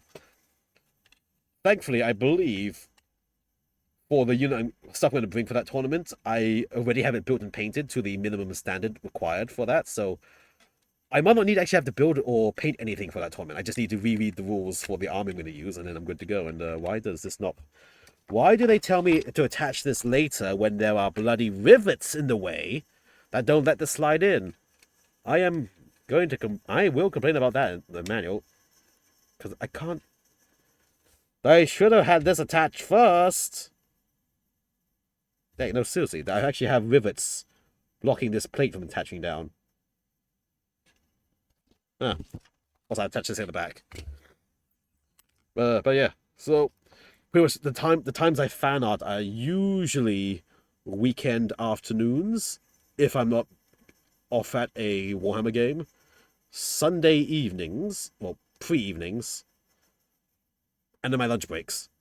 That's when I usually have time to really lock in and focus on like just trying to draw things. Mostly because how does anatomy work? It's like how does face work? I mean, how does body work? How do shadows work even? The plastic does not seem to be flexing. That's what when I was trying to bounce on. I need to attach this little rear part first. But yeah, the big thing when it comes to reading fans is like, how does any of that just work? How does anatomy work and stuff? Oh, welcome back. Ooh, you got your new speakers now. Nice. Now, I'll just say that I have only pretty much effectively parts of the weekends and sometimes lunch breaks to do fan art or just drawing practice. Pretty much only the weekends if the fan art has any form of, like, suspicious activities happening.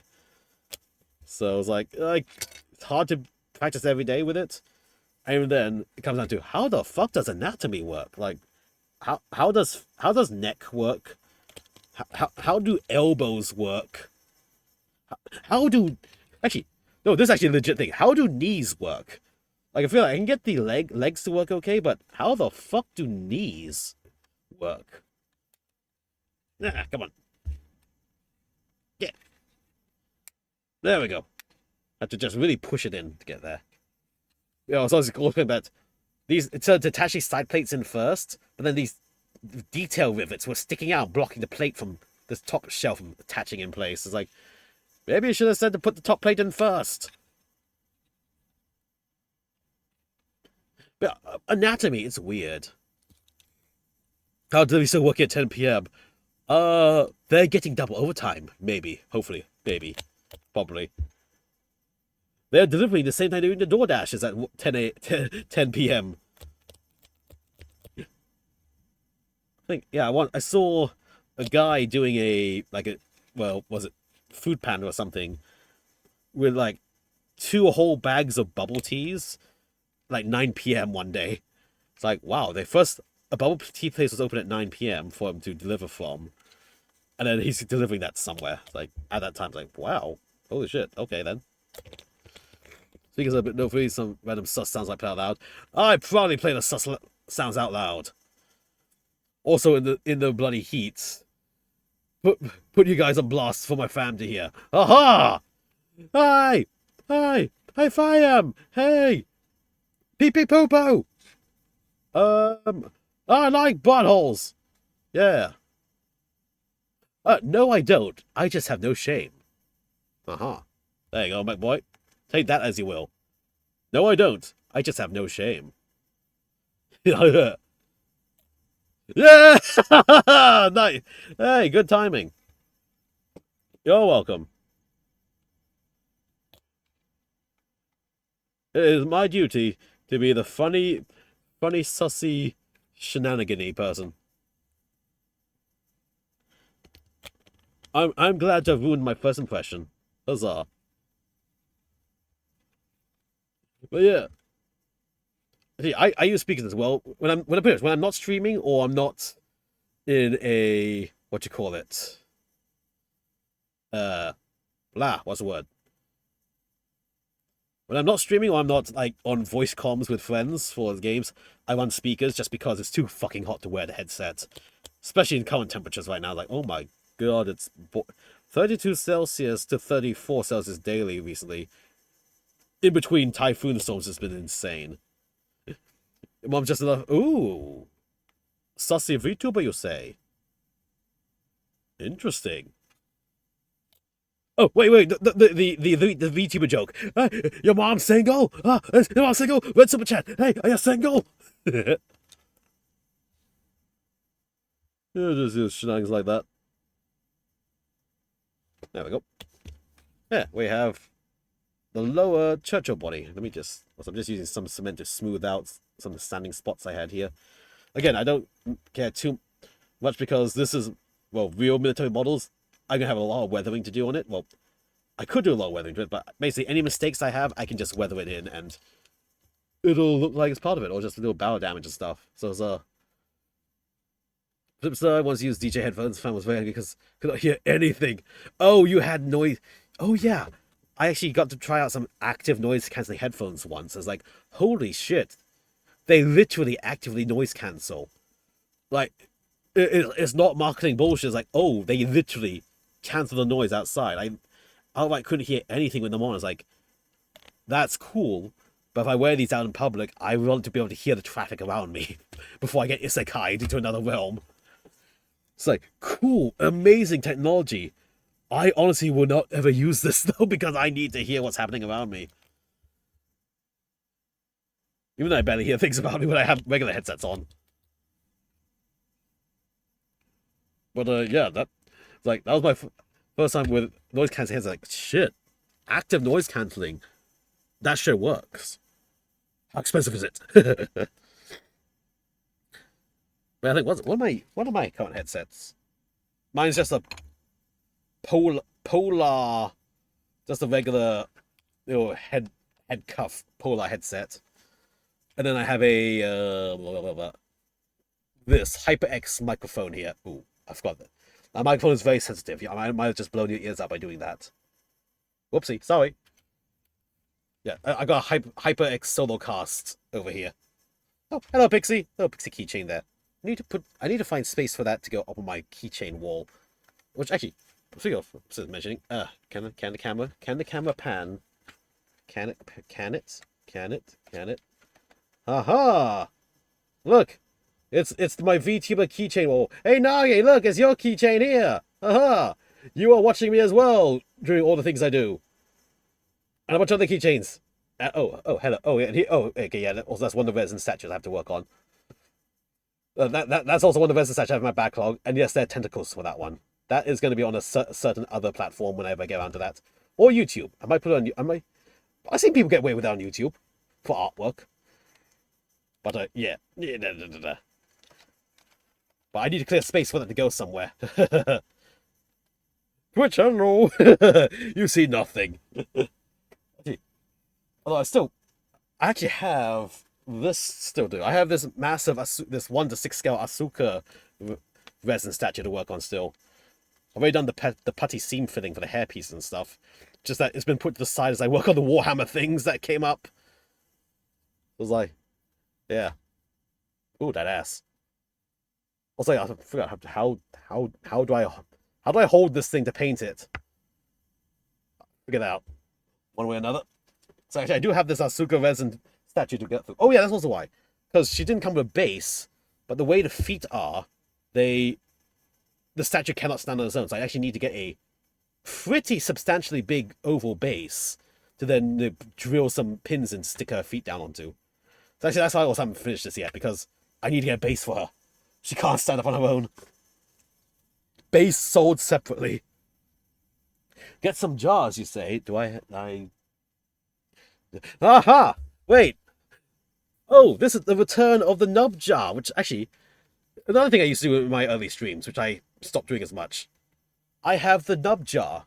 The jar of nubs, with Plum sticker inside. Her Hazaku sticker inside, and the 2 little waifus inside as well. Yeah, so you know, I've got the waifus in a jar. It's filled with plastic nubs instead of jizz. Yeah. So, you mentioned the jar thing. I do have the jar. Right here. And mine's better, because also I have, you can see, 2 waifus inside. Not just 1, there's 2. Yeah. There we go. Perfect. We're getting on all the oldie original shenanigans I did before I stopped having time to do them. Yeah. Also, the jar's almost full, so I haven't been putting my nubs inside as well, otherwise you would never see the waifus inside. Will you use nubs? I keep thinking I will. I'll use it for sprue glue, and then I just never do it. So basically, it's there for whimsy purposes. It's there for mental anguish and whimsy purposes. That's what it's there for. For both. Some mentally anguishing whimsy, yes. Have you not had some mentally anguished whimsy within your day today? You should. Like you should totally Google and look up the Sweet Piss meme. Yeah. No one ever regrets looking up the Sweet Piss meme. I guarantee you that. Absolutely no one would ever regret looking up and reading the entirety of the Sweet Piss meme. At my recommendation. That has never happened. You can trust me. Nagi can back this up. But yeah, anyway. Before getting too late, I just need to see, trying to figure out which side this piece that came off the runner was. I think it's going to be on for this side. Yeah. I'm innocent, I hear nothing, I know nothing! Oh, whoa! But did you read something, Nagi? Ha ha ha ha. That's the real question. Well, I'll be honest, I did not think you'd actually read the entirety of the meme. Actually, one, I thought you knew the meme. Two, I didn't think you'd keep reading out the meme. It's like, oh god. Oh god, she's reading it. No, please, avaunt thine eyes. You know not what you read. This is the forbidden knowledge. As I say, forbidden knowledge, I'm trying to find where the heck is... I'm trying to find a piece as well. There's only 3 runners, and... here it is. Found it. Oh, DJ headphones was one audio over-ear headphones. Ugh. Nice. Yeah, but because my headphone wires keep breaking so often, I tend to just not get expensive headsets. I tend to go look at the cheapest ones. I get the medium-priced ones, so it doesn't hurt too much when the cable eventually breaks. So on the internet, it is public knowledge. Yes, indeed. And depending how much you're following the fandom at the time, it becomes quite the common public knowledge. Razer Krakens works okay, but need to eat easier cushions. Yeah. And a lot of people go with Razer. Razer is a polarizing brand. So you would say they either love the brand or they hate the brand. I've never actually gotten any Razer product. I've gotten no-name brands and everything, honestly. I've got T-Dagger for my mouse. I have Asus for my keyboard. I have Polar for my headset. HyperX for my microphone. And then, okay, name brand Logitech StreamCam for this camera. And then cheapo Asus camera for my paint booth. So, okay, so I have brand names for my cameras, of which the Logitech is far superior than the Asus one. By far. It's just better. Yeah. Go. And let's see. Carefully snip. Let's see. Yeah, I think to the feels like well, I guess still on top of Sweepers, Hololive memes that stood out amongst the rest especially when I go into Hololive and stuff was 1, Sweepers, and 2, the Cali horse shenanigans, which I think there's still Cali horse shenanigans happening. I still see a random new Cali horse fan art appear on my feed every so often. It's like, wow, that's still a thing. Okay. People really can't let that one go. I think it got to the point where she actually, on her cowboy outfits thing, she said that they couldn't have a horse for it. She had to have a van as her steed because of how much that horse meme spread and for how long it kept spreading. It's like very inconvenient timing. So that meme spread during the period when her cowboy outfit was being made. Like, wow, the timing. Use Corsair HS50 Pro Stereo for this one. Really good, but stop making it. Oh, yeah. Yeah, my case, literally, my headsets are, again, I'm using Polar one now just because it's comfy. It gets a bit warm, but I only wear it for my about 3-hour streams and then about my 4th hour weekend gaming sessions with friends. So it's not really long term I use it for. So it's never really much of a basically perfect comfort is never much of an issue on my side for this. All right, let me just grab this here. Like in terms of like, I say big money expenses for my stream setups would be a Stream Deck, which I do have on my throne, by the way, exclamation mark throne, haha. And then I guess better camera. I feel like my microphone is a good quality. God, I can't actually compare because I don't have any other microphones to compare it with, which are better than it. But I feel like the audio quality of this one well, the sensitivity is really good, but the audio quality of my HyperX feels pretty good. I feel the only thing that let down is my own voice when it comes to singing. That's all. I got shit singing voice, but I got a pretty good microphone that records pretty well whatever I do sing into it. Which way I have not done a karaoke stream since that last birthday with Redeem ages back. There's a budget one too, third-party preparation. Ooh, dang. Nice. Yeah. See, I had been considering, well, I've been considering like a wireless one, just so I don't have a cable that can break here and there to use. But then I know for a fact I'm going to forget to charge it one day. It's going to run out of power. It's like, it has no power, it needs to charge. I have no audio. I'm going to come back to my plug wired cable thing, and I'm going to just be, I'm not going to bother charging it ever again. It's like, wireless is cool and all, but I have so many things I need to charge already. I don't want to add another thing to keep remembering to charge.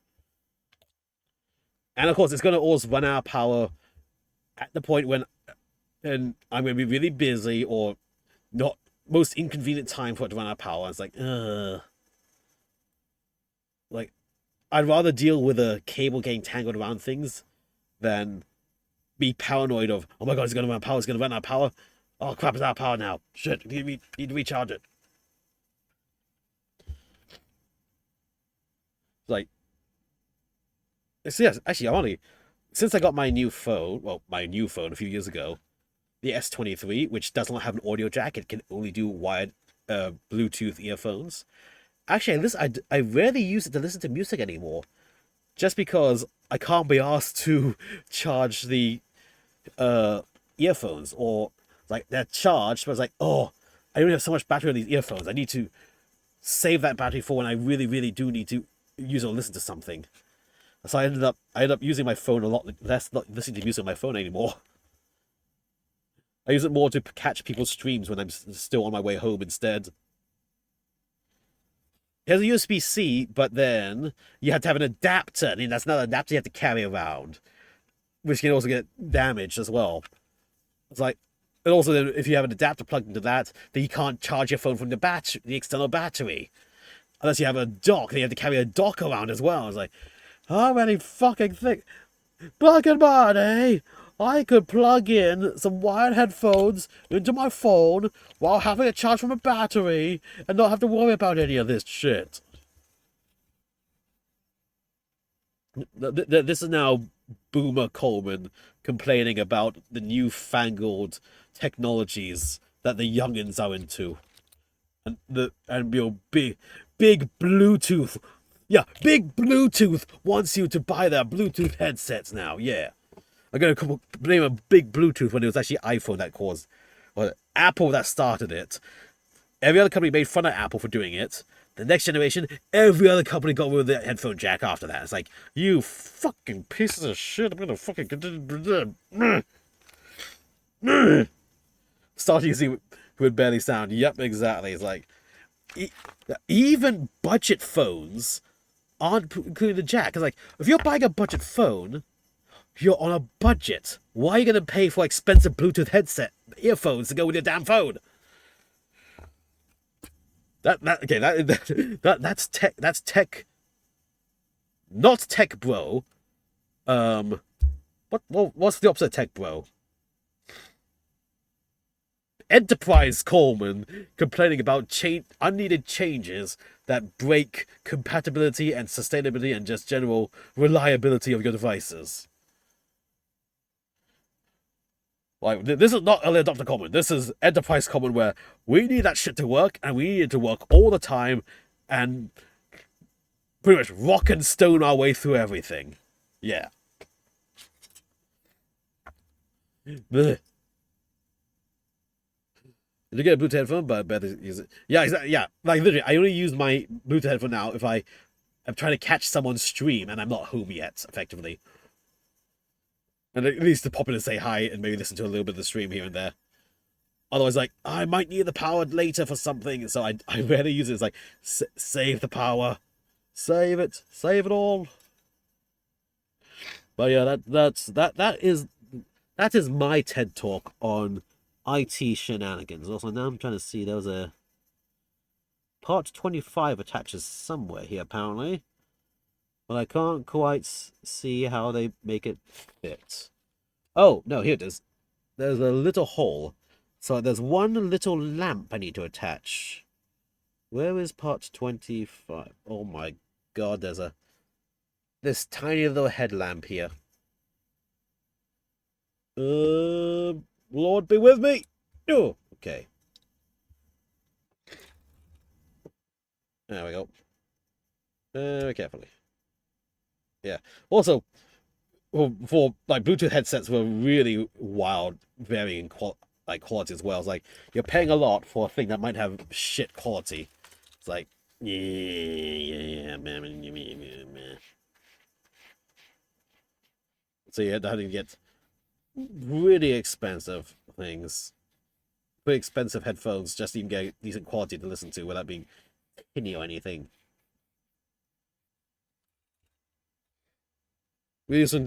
Yeah, Bluetooth when like room and stuff where you need to move around from your device. Yeah, it's pretty useful.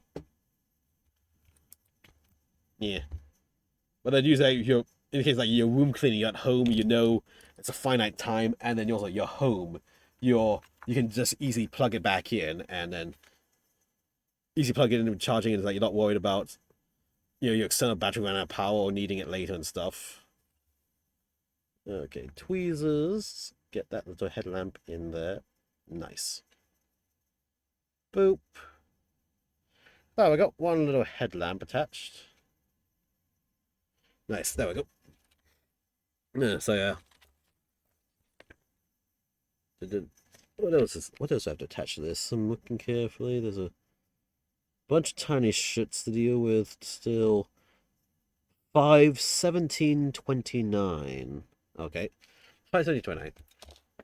Good thing with speakers. Welcome back. I was just bitching and complaining about Bluetooth headphones and stuff and how everything went Bluetooth. They removed all the audio jack ports and things. Oh, you had a heart attack? Oh no. Did you shock? Was it a shocking experience? Or did the audio come on at full volume? Oh, yeah. And boom, full sound. Yeah. Also, wait, Nagi, you gotta tell us. Are they color matched speakers? Are they pink or white to match your setup? I suspect they are, but we need confirmation of this. Are they color coordinated to the rest of your setup? Yeah. Bluetooth. Oh, yeah. They are. Haha! I was right. I guessed it. White speakers for your white setup. Nice. Cheap wired ones. I mean, they're decent. Okay. Actually, I have a cheap no-name soundbar that uses a audio jack and USB to power it. It's actually pretty good. It's surprisingly good quality for being a no-name brand soundbar thing. Using monitor. Nagi! Monitor speakers! Oh my lord! You poor woman! Oh, congratulations! Congratulations on your new upgrade. Anything's better. Anything's an upgrade over monitor speakers. Huzzah! Hope they serve you well. Until you go full audiophile after that. Aha! Go get the max quality everything. There we go. Creative Pebble is a pebble. Yeah, Creative. Hey, that brand's still around, is it? Cool. I remember Creative back years back. That's an old name. Let's see which way does this gun go. Goes this way. Perfect. Okay. Slots right in here. Nice. Creative still alive. Nice. Oh, not the Pro. RGB is just that's a fun optional extra for the vain people. Oh, right, you're vain. Right, I fully understand why you. Never mind. I mean, huzzah! Congratulations, huzzah, on the upgrade for sure. Yeah, you can add your own RGB with RGB strips later to your desk or something. PC has enough RGB. Nice. My PC is behind multiple things. Like there's only one RGB thing in my PC. And it's not RGB. It's just a pure white colored cooling fan, and that's because a friend gave it to me for free. Otherwise, my PC is under my desk, out of the way, hidden from view. No fancy preview for it. It's just basically, it's there to function and be out of the way because I have airbrush equipment, painting equipment, cables, camera cables everywhere. It's like, yeah, no, the computer ain't gonna be anywhere near my screen, nearly visible anywhere. Hello, Toesman, by the way. Welcome. How you doing? How goes? White speakers with pink RGB light. No, Nagi, what do you need? You need to get the those light bulbs that are remote control RGB, so you can, from your phone, change the RGB color to make pink lights appear. So you need like a few of those white lamps with those remote control RGB lights, and you can control the RGB color and get pink lights. When you get your own place, there you go, nice. Yeah, we're discussing gaming setups now. Yeah. Because I need some 29s now. Well, yeah, hope you're having a good time at work, Toes. Thank you for popping in. Do greatly appreciate it. Ugh, let me see. Where's this? Yeah, also, Toesman, look. Look at the Mikus. Look at the Zaku Mikus. Look how cute they are. They're here. Yeah. You're all in bed soon. Yep. Have a good night, Nagi, for that. Long day tomorrow. Oof, big goose. I'm gonna have a regular day tomorrow, but also I don't want to go too long because I do like having some extra sleep now. Yeah, so cute. Yay. That's why I've been keeping on the screen as much as I can. Like, haha, they're here to punch. And they're running. Oh, come on, camera mount. Stop. Camera mount. You are tilting. Stop tilting. Yeah, and then little Miku here. She's sitting. She's having a chill. She's just resting. She's plotting your demise. She's looking at me. She's thinking. She's plotting what war crime she can commit. Cutely, of course, but still, yeah. Oh no, they are so cute. Oh, let me adjust my leg a bit. Yeah. Oh my goodness, that's fine. I don't think we're getting any painting done tonight. I've been heavily distracted by talking about tech things and things and stuff. But yeah, it's been a cool time. At least I can get this thing built and completed in time. Then it's good enough to play with. Everything's fine. Everything's good. Yep. Good night, Nagi. Have a good sleep. Yep. And I'll hope to catch you next stream. Oh, yeah. Since this fellow streamers here, let's just give shout outs to everyone. Let's get some shout outs for all y'all. Nagi, Toesman. There we go. Lovely streamers, great friends. And I'll try to pop into the Thursday sus stream, by the way. You lost my IS. I'll yes, lose these nuts, haha. But I'll try to pop into the sus stream on Thursday, haha.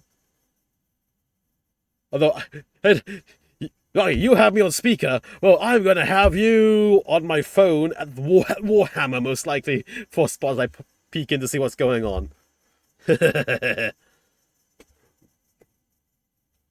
What could go wrong? People couldn't think any of me at all. Yeah, don't let me hold you up. Have a good rest, Nagi. I'm going to. Yeah, pretty much. I just need to get some small little details, bits and bobs stuck on this. Build the turret, and then done. We're good to go. Then it'll be my turn to go to sleep. And totally not get distracted and stay awake till like 5 a.m. or something for reasons. But yeah, let me see. Trying to figure out what the tiny 2090 more little vision periscopes. Here we go. I think it was lost. Sus is fated. Sus is fated indeed. Oh no, I lost something. I lost that AS. Oh, how can I lose an ass? I love ass. I love ass. Ah, buttholes. Uh-huh. There we go. Yeah. Let's see. Okay, at least snip this off. There. Grass doggy commented. An ass. Where? There's the grass! Oh! Thank you for the dick punch back, boy. It hurts so good!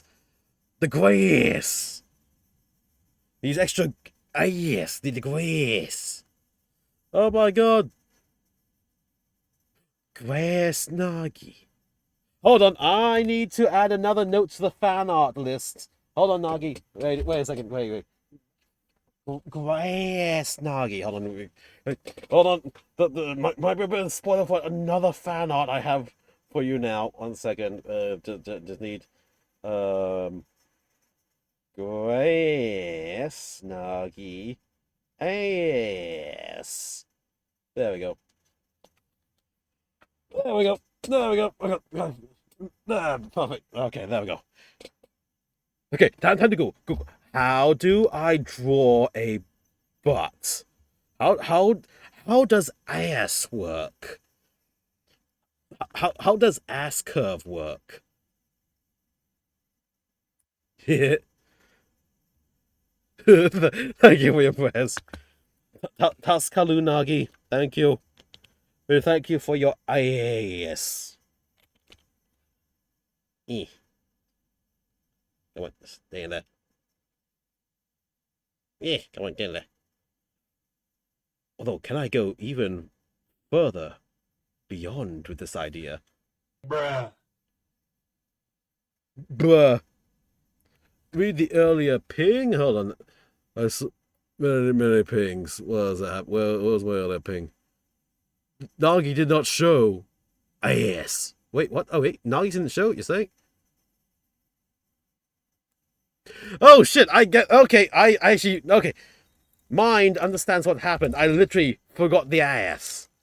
I get it now. It took me a moment. Ass.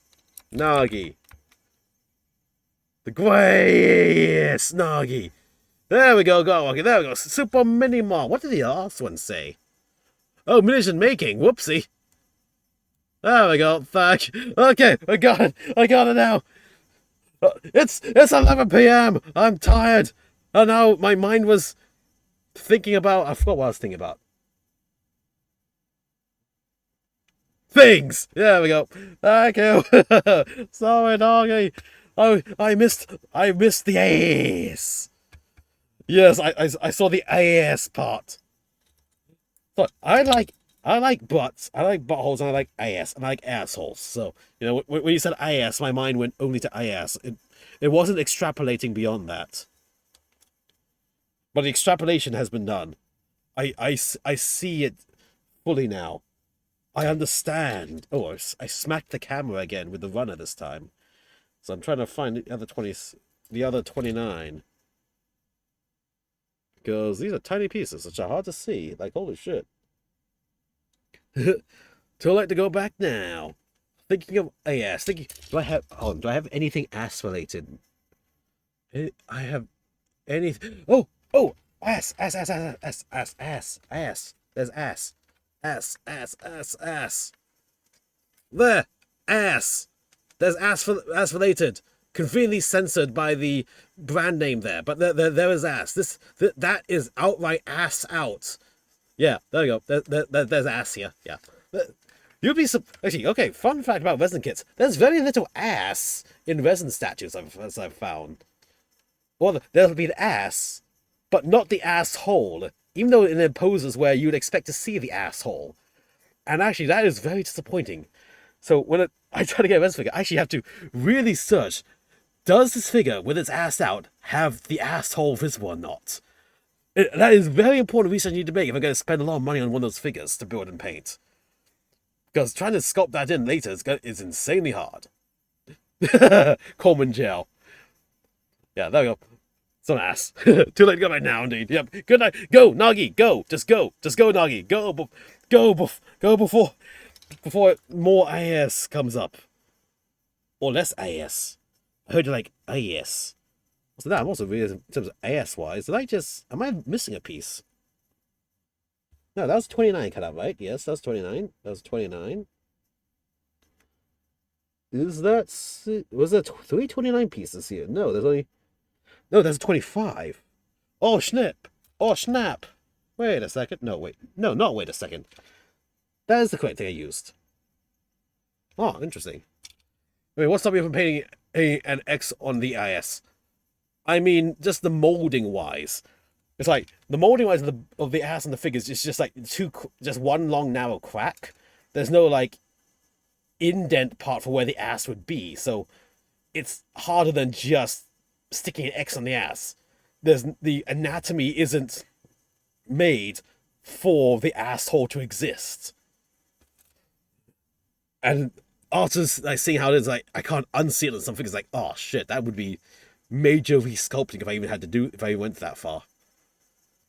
So yeah, I have standards when I buy sussy figures now. I need to know that if the ass is visible, make sure there's an anatomically correctly designed ass for the asshole to exist.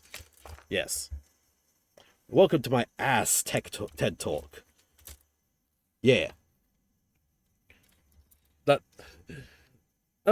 it is not molding limitation because there are other figures which I have which do have the asshole molded in and visible, which I then drilled in further to deepen the asshole, and then I custom made out of plastic sheets and bedazzle their jewels, custom butt plugs to attach into them as well.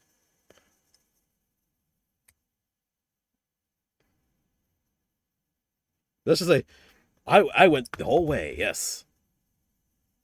Yeah, they can do figures can do that. There are figures that exist that can do that, and so it's possible. They just for some reason don't design it like that. It's like, It's like, yeah. Especially with the way, basically, if they can mold the vajayjay and the vajayjay hole right next to it, they have no excuse not to be able to also do the ass and asshole right next to it as well. Just saying. Those figures, well, not those figures. They have the vajayjay. They've got the vajayjay hole there. They got it wide open. It's like, yeah, you could mold that in. So just next to it, you can't do the butthole too. Yeah. Well, yeah, that's the thing. A lot of designers don't seem to put it in, and I, as a ass and joy, I feel like that they should put that in. If they're going to go to the effort of putting the other details in, then that feels like it's a very important and anatomical piece to the design. It's like you can't have one without the other. Just said.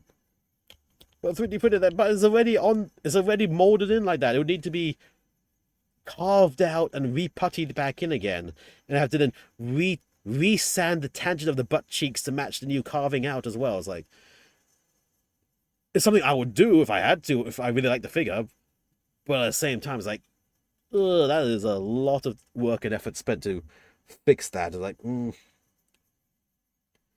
like, I could have, just not done it effectively. Also, where's my other headlamp? I have another headlamp 25. Why did they split these headlamps into 2 separate steps? They could have just said, all headlamps go here, done. There we go. 3D printed model that has a butthole. Well, that's the thing, Matt boy. I think I do have an STL that does. Yes, I have an STL that does that. And it's the thing which I really want to print it.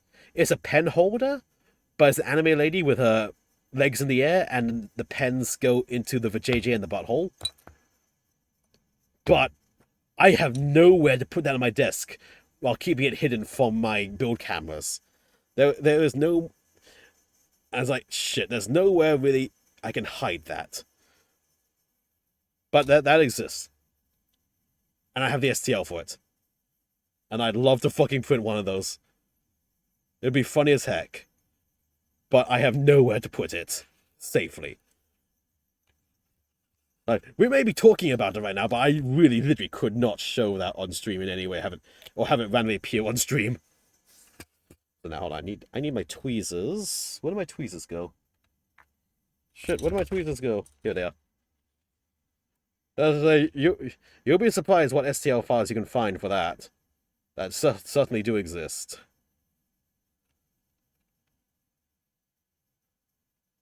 Eh. There we go. Carefully. Although it's seeing like a lot of the Japanese garage kit making stuff, they actually are going to like 3D design and 3D printing to make their garage kits now. 3D design, 3D print, and then I think they either sell the 3D print or they use the print as the mold to do the resin statues after that. And so I was like, yeah, okay, that is a thing that's taking off now. Plus, it's down to like choosing the design thing. Also, actually, yeah, I was actually complaining. Yeah, oops, man. Actually, I was complaining to Xeon the other day because I found there was this really nice looking 3D model of. Yeah, Cults, you need an account to see it. Yeah, for Cults, you need an account to actually open the sus models. There's no way about that. But yeah, I was actually complaining to Xeon because actually I found this really nice looking model of stocking from Pantheon Stocking, and I was going to get it. It wasn't even that expensive. But then last minute, I was like, wait, why is this model so cheap at no discount? And I paused somewhere. I was like, wait, this is too good to be true. I looked close at it. The whole picture, the preview pictures are fine, but zooming in, I then noticed one of her hands had 6 fingers, and the other hand had a finger merging into the boob. I was like, oh no, that's why. It's an AI-generated model. Yeah, it's like, fuck, it looked so good until I questioned why was it so cheap, and then saw the hands. It's like, fuck, that's why. It's like, god damn it. It's like, literally, instant boner killed. It's like, yeah, wait a second. It's like, I was like, then now I couldn't unsee the 6 fingers in one hand. It's like, yeah, no, just no. Like, god damn it. Like, yep, now I need 2 things. No, it's supposed to be a 3D model. Supposedly. It said so. But yeah, there's like, that red flag came, I was like, wait a second. Oh, there's more red flags. And I was like, ah, shit. Yeah, no, never mind then. Fuck that. Yeah, it was very sus for all the wrong reasons, unfortunately. Disappointing, but oh well. Although I did get a Misato SEO, because I've done in my early days of, I guess, not streaming. Okay, this either before I started streaming or during streaming, but it was off stream things I had to do. I did Ahsoka and Rey. No, Ahsoka and Rey Ayanami already figures, but I couldn't find any Misato ones. I have a Misato STL now, and it's slightly sus. It's not full sus, but it's slightly sus. And so I might have ask for that to be printed for me. I think it's a 1/7 scale, which is close enough scale. Also, it's an STL file. We can resize if we need to. So yeah, I have Misato one. So in terms of figures, I need to find a. Yes, they're paid files, but also it's on a discount. They happen to be on discount from mostly Cults 3D. Well, I'm missing. I don't have a Ritsuko one. I still have. There's still no one's done a Ritsuko model yet. That's of. I guess looks nice to me at least. Surprisingly, there's no Gendo one. You'd think someone would have done a sussy Gendo one. And yeah, I don't think there's any others of the other characters really. Wouldn't it be stolen when you send it for printing? That's the risk you take, honestly, when it happens. Also, I have friends with printers as well, who I'm very shameless with. So I can send it to them no problem. Just down to, it's a big print, and I need to check with them, pretty much, what's your print size? What's your print bed size? What can you handle? Do I need help? Do I need to pre-split this file up for you or not, effectively? So yeah, I got buddies who could help me help print for me, which and they won't be stolen in the sense you say. Yeah, that sort of thing. Yep.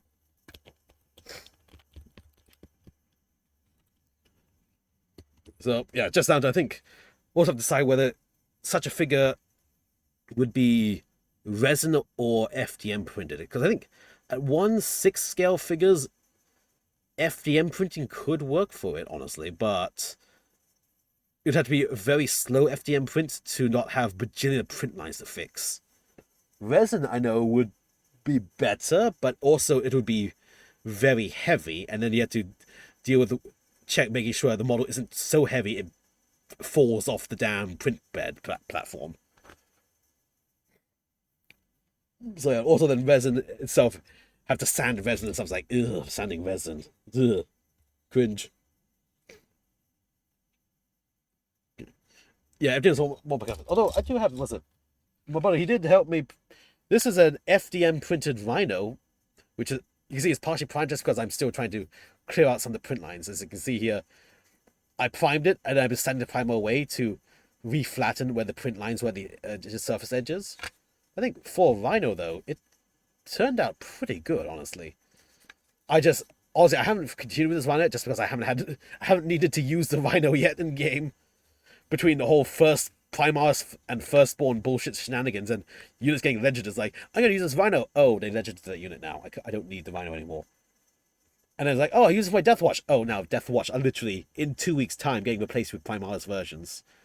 So this is saving for my Imperial Agents instead. Sisters of Battle Imperial Agents use instead. So it needs to be done sooner than later, but honestly, a bit later than sooner compared to other models I need to print and stuff. But I think, yeah, for a vehicle like this, it looks pretty good. You can see, just I use the spray can powder, just spray it down, and I just sand it flat again, and you can see it's filled in all the print line parts on the top surfaces. So like, yeah, okay, that's pretty good. Worked pretty well. So, yeah. But then, of course, this is a lot more flat surfaces. Yeah, current models. I think, was it? There's a lady on YouTube, Freya Fantasies. She has a 3D print business. She did like a 1-to-1 scale Raven 3D print with FDM, and she showed how much priming sanding she had to do to get rid of all the print lines. Like, oh my god, that was insane. Like, yeah, it's definitely a thing. I think she's like using like those like ball sanders for woodworking to repeatedly prime and resand to smoothen it out. It's like, holy shit. Also, at that size, there's no resin printer big enough to do it like that, so you have to go for the FDM style. It's like, cool as shit, but oh my god, that's a lot of sanding needed. And also, in this current day and age, like, if I can minimize the amount of post work I need to do on a figure, I will go for the minimal post work because time. I only have so much time available to me. Everyone only has so much time available. So if there's a faster way to do something, or one that needs less post work, go for it. I'll go for that method. Yeah. But yeah, so I do have in terms of models at least, I do have the Masato figure. Masato figure. I'm trying to see if I grabbed it anyway just because it looked really nice and I liked it. But I'll still try to be looking out for any other Masato figures just to add on to my Evangelion collection. Maybe another Asuka figure as well. Let's see. From like 3.33 or so.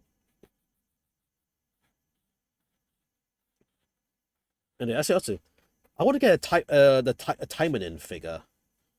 You know, the purple ninja lady. Actually, do not. I have a Taimanin wall scroll. I don't have the Taimanin actual resin figures or anything. So it's like, if I can pick one of those up or find a nice 3D printed one that's like, maybe that might be a thing. And then I'll figure out, would that be YouTube platform content or would it be a certain blue site platform content? Because I know a lot of resin builders, they get away with it by putting it under the art tag, as well as just being very niche, small channels. Yeah, Dead or Alive Lady, the Purple Lady, yeah. Might be also be very niche, small channels, and no one would report them, really, or they'd have the art tags. It's like, this is artistic. This is artistic. You can't get complete anime, it's artistic. But, yeah, if not, then a certain blue site might be in order.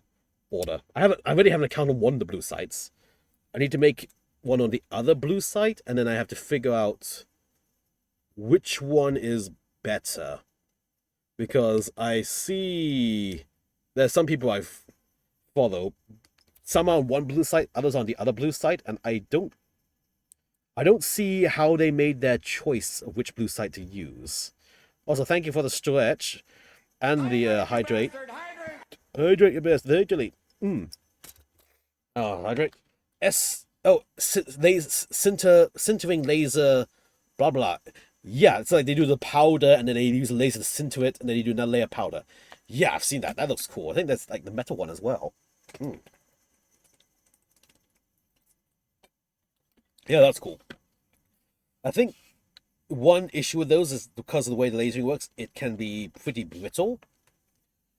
But I think, I'm not sure if it's more brittle than resin. Yeah, selective laser sintering. That one. Yeah. That was cool. I had little old younger me had grand plans to design my own SLS printer with an Arduino and other things. And well, obviously that went nowhere. But like that seemed like a good idea because the powder itself acted as support, so you didn't need to print supports. You just layer the powder, lasered, layer powder, lasered over and over again. It's like, oh, supportless printing. That would be cool as fuck. But alas, such dreams did not happen. Also, seeing as that's like that's a lot of powder you'd be breathing in as well. It's like, ooh, you need to have a lot of protection against that for sure. Hold on, I'm looking for a piece that is not obviously showing up on these runners. Here they are. Here we go. The extra track links on the side. Yeah. My friend who has a resin printer already, I've been hearing how much he needs to do to like aerate and ventilate the room and stuff because all the resin fumes. Like, oh god, resin printing itself is one heck of a doozy to work with. Like, god damn. Well, it does produce some very nice prints though, for sure. Let me see. Oh, there was a project for small SS printer. Never heard anymore. Yeah, I think it's like it started like, oh, this is gonna be a great idea. They're like, oh shit, wait, this is a lot harder than it seemed, or this is not as practical as it seemed anymore. Now, how does this go? 1 second, trying to figure out how this goes on the tank. Does it matter which way it goes? Just as long as it's facing inwards, okay, that's fine. Wait, let's attach these to the tank. With those side ventilator radiators.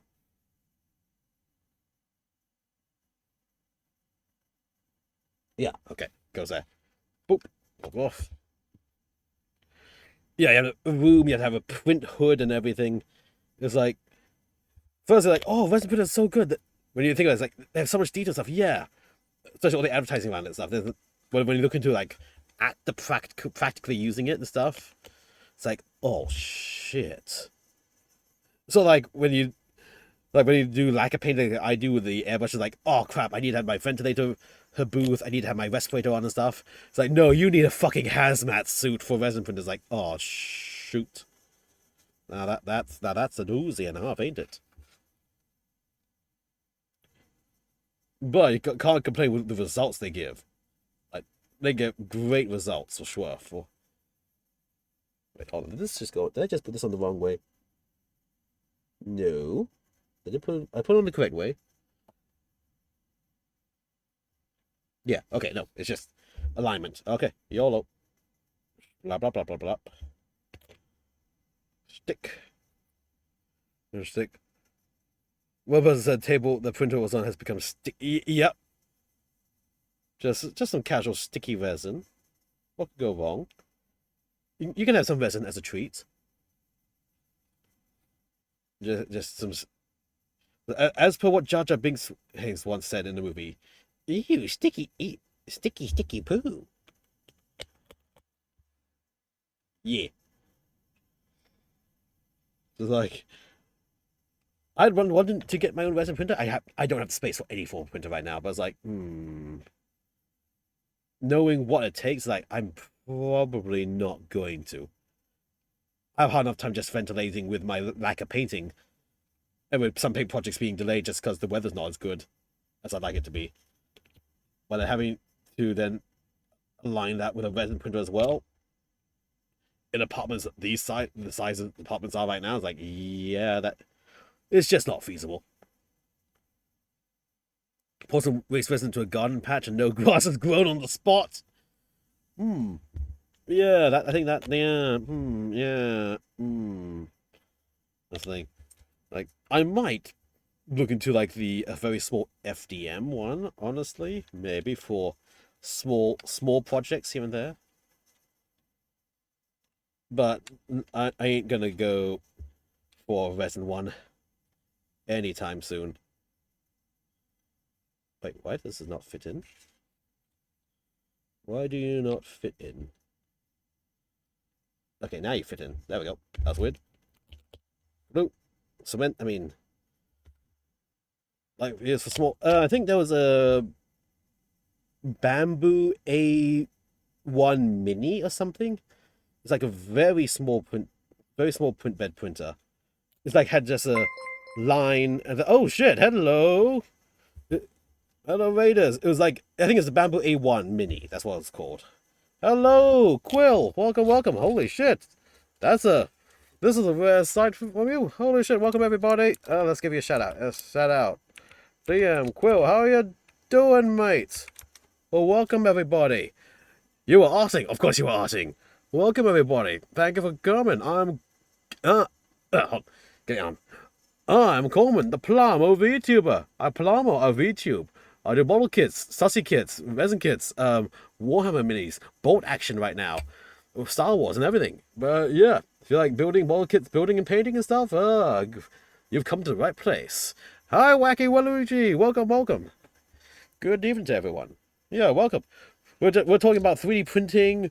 We've been talking about a lot of things, from 3D printing, resin printers, FDM printers, sussy shenanigans, and yeah.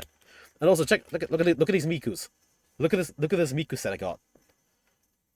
I got the last set the shop had of these Miku Zakus. Look at it. Look at them. They're fucking cute as shit.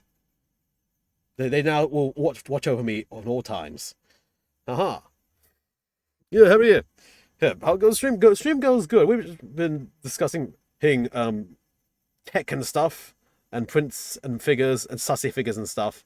Anyway, yeah, this whole thing, yeah, we started talking about 3D printers because I began complaining about how some sussy resin, not safe for work resin figures, will have all these details on them with their butt out and everything, but they won't have a butthole. And how so many sussy resin figures don't have buttholes molded onto them. Yeah, that's how we got into this discussion. Yeah, so we were talking about how anime figures with buttholes, while I'm building a World War II Churchill tank, as Zaku Mikus look on in amazement. Yes, how dare they? Yeah, like hold on, let's get a quick pan up again. Let's get a quick pan up again over the. Oh, there's me. Hi. Let's get a picture. Here we go. Of all these figures here, I believe only she has a butthole molded into the model. Oh, no, okay. These two are buttholes on their models. The rest of these do not. So yeah, just a little pet peeve, yes, of figures. And so, like when I'm getting resin figures now, I gotta do a lot of research where if the butt is out on the figure, I have to make sure it actually has a molded butthole. Also, I have to go and resculpt one myself. Yeah, that is my wisdom. But yeah, thanks for coming, by the way. Also, if you gotta go, streaming can be timing. Feel free to go and stuff. Oh, yeah, and also, yeah, I also almost picked up a model that at the last second I realized was an AI designed model with one hand had 6 fingers. It's like, shit, no, fuck, damn it. Yeah, so feel free to go if you have to go. But, yeah. We're just having very gentlemanly discussions while building some very demure World War II tanks. I thought I'd get into painting some of my World War II infantry tonight as well, but yeah, that ain't happening. Let's just say, ideally, I'll be ending my stream in about 20 minutes. So, yeah, I'll be lucky to get this tank fully built in 20 minutes' time. But we just had a lot to talk about tonight. Yeah, gonna go have a great stream. Yeah, thank you for popping by, and thank you for the raid. Have a good food. And thank you for bringing all the people, lovely people along. And yeah, for the people who came along the raid, if you like sussy discussions, model kits and painting, you've come to the right place. Because things can get unhinged here. It's either going to be unhinged or cute as fuck. Maybe slightly nerdy when it comes to tech. Like complaining about Bluetooth speakers and headphones before. But yeah, here we go. I think we've almost got this Churchill tank's at least base done. So it looks like I should be able to... Tonight, the Churchill tank will be built at least. Now, probably off stream tomorrow after my laundry handle the priming of these, sort of sticking the little infantry to their bases. Because like, I'm just here for the ride. Yep, he's got his arms crossed over farming, saying, "Look at them bitches I got. I got the Mikus around me. Haha. Everyone here is being cucked by over farming warrior jar. Yeah, there we go. Yep, there we go. That's how I'm going to not kink shame it. As I'm going to fan surface it. Yes, we got warrior jar or farming with the Miku Zaku harem around him. That's how I'm explaining it. Yeah, that is what I'm going with. Now, as I said, let me just quickly jam on these bits. Which way does this go? This way. Yeah, we're almost done with the Churchill tank. Almost. I'll just build one of the turrets tonight just to have the turret ready, which is going to be the AVRE engineer tank. Because why wouldn't you build the AVRE version? Well, as I discover now, there is actually a 95-inch mortar version for close support. Which I'm tempted to make that one. Or I'll see. I'll look at it. I'll see how permanent I need to cement that turret together. Because if I can keep the turret splittable, then I can have every turret variant I want. Also, I have to also check, does the current rule set allow for that close support version? Because a 95-inch howitzer, short barrel howitzer seems like a fun thing to use in the game. I didn't even know that Churchill 5 had that version. It was a Churchill 5 close combat, it says. Actually, I should show one what about. Where was it? Mark 5. Yeah, so the AVRE has the dustbin launcher here. But then there's this other short barrel Mark 5 close support, which is a 95mm howitzer round. Which is like, oh shit. That's interesting. Also, apparently, the Mark 5 had an expanded rear turret as well to support this gun. Which is like, oh, that's interesting. Also, there's the NA-75 version as well, which had the North American 75 gun. It's like, huh, cool. So with 2 turret options. Can you kit bash a 40k turret on top of the tank? I think the 40k turrets are too big. I don't have a turret nearby me though. Shit. No, I think they'd be way too big though, because 40k has sort of a heroic scale, super big tops to very small bottoms. Hello, Keenan, welcome. Hey, that's not a gun tank. No, it's a Churchill tank with Mikus. Hold on. Wait. Boop. Here we go. Miku's going to war. Well, see? No, actually, wait, hold on. Aha, she's surfing to battle. Onwards to victory! I go, hi, Kenan, welcome, welcome.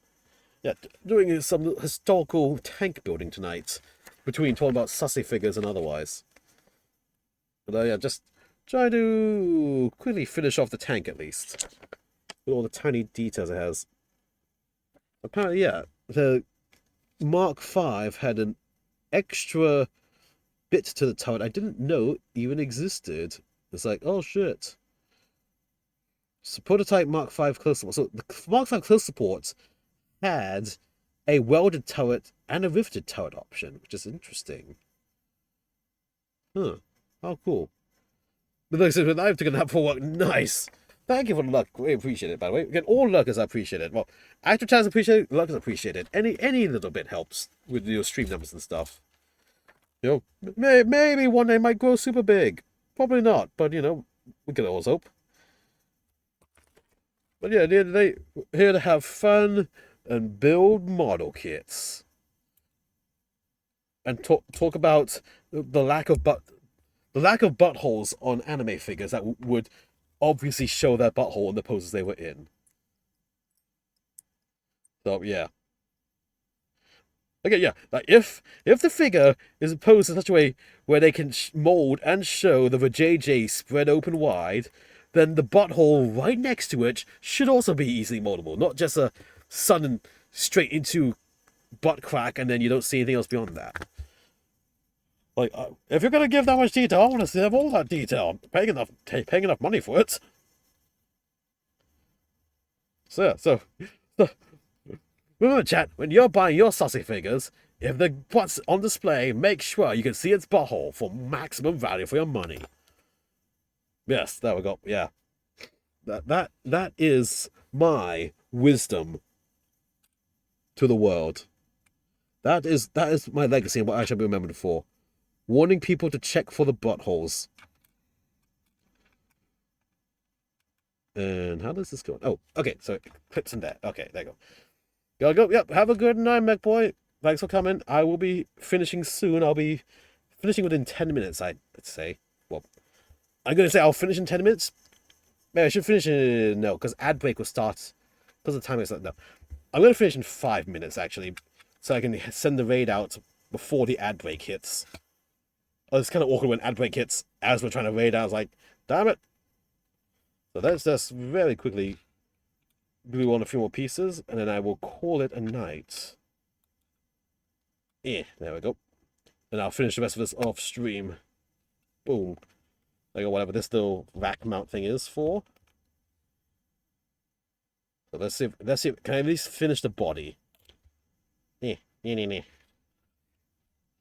I've got 2 little packs on the back of the tracks. Yes, okay, so 2 more pieces on this thing, and then I will be calling that a night, and I'll continue the rest of this off stream in the coming few days. So yeah, again, thank you for coming. Great, appreciate it. Oh, of course, we will be raiding into someone lovely after this. I'll try to find somebody who we can raid into. Let me just quickly snip these 2 off, and then we'll see who is around. Because also I am trying to make sure I don't sleep too late beyond 1 a.m. Because sleep is good. And it's refreshing. And I've semi-fixed my sleep cycle again. Q is semi-fixed. Probably also ruined it again, but oh well, that's just how it goes. So that just cements on there. Yeah, just YOLO it. Feels good to plus the country pose challenge. Well, that is one. Now that's one heck of a word there. Is that 7TV emote? Let me check. Can I see a preview of that 7TV emote in my dashboard? Did I close my dashboard? I probably did. Nice, I did. Ugh. Let's see. Hold on. I want to see what that looks like. Oh, wait. It doesn't display. My 720D fails me. Oh, no. Oh, well. Anyway. Continuing on, though. Yeah. 2 more pieces, and then I'll call it a night. Again, thank you for coming, and I'll find someone lovely to raid into. Lamo. Just squishing. I see a few peeps on night. It's not the it's the title. Nice. Feel Good's Gunpla Cunty Pose Challenge. Full cunty posing, are we? You gotta pop that pussy, are we? Oh shit. Wait, is that a legit challenge? Oh shit, is that my calling? Oh no. Note to self, check out Feel Good's cunty post challenge. I'm I might have to do I might have to consider it. Yes and yes. Oh shit. Okay, wait, cunty post challenge. Okay. So yeah, like that. Get the hand on the hip, pop the butt out, look forward, look at the camera, and then arm out and waifu in hand. There. And then queen the back a bit. There you go. Is that my cunty pose? There we go. Here you go. Here's my cunty pose challenge. Yes. There.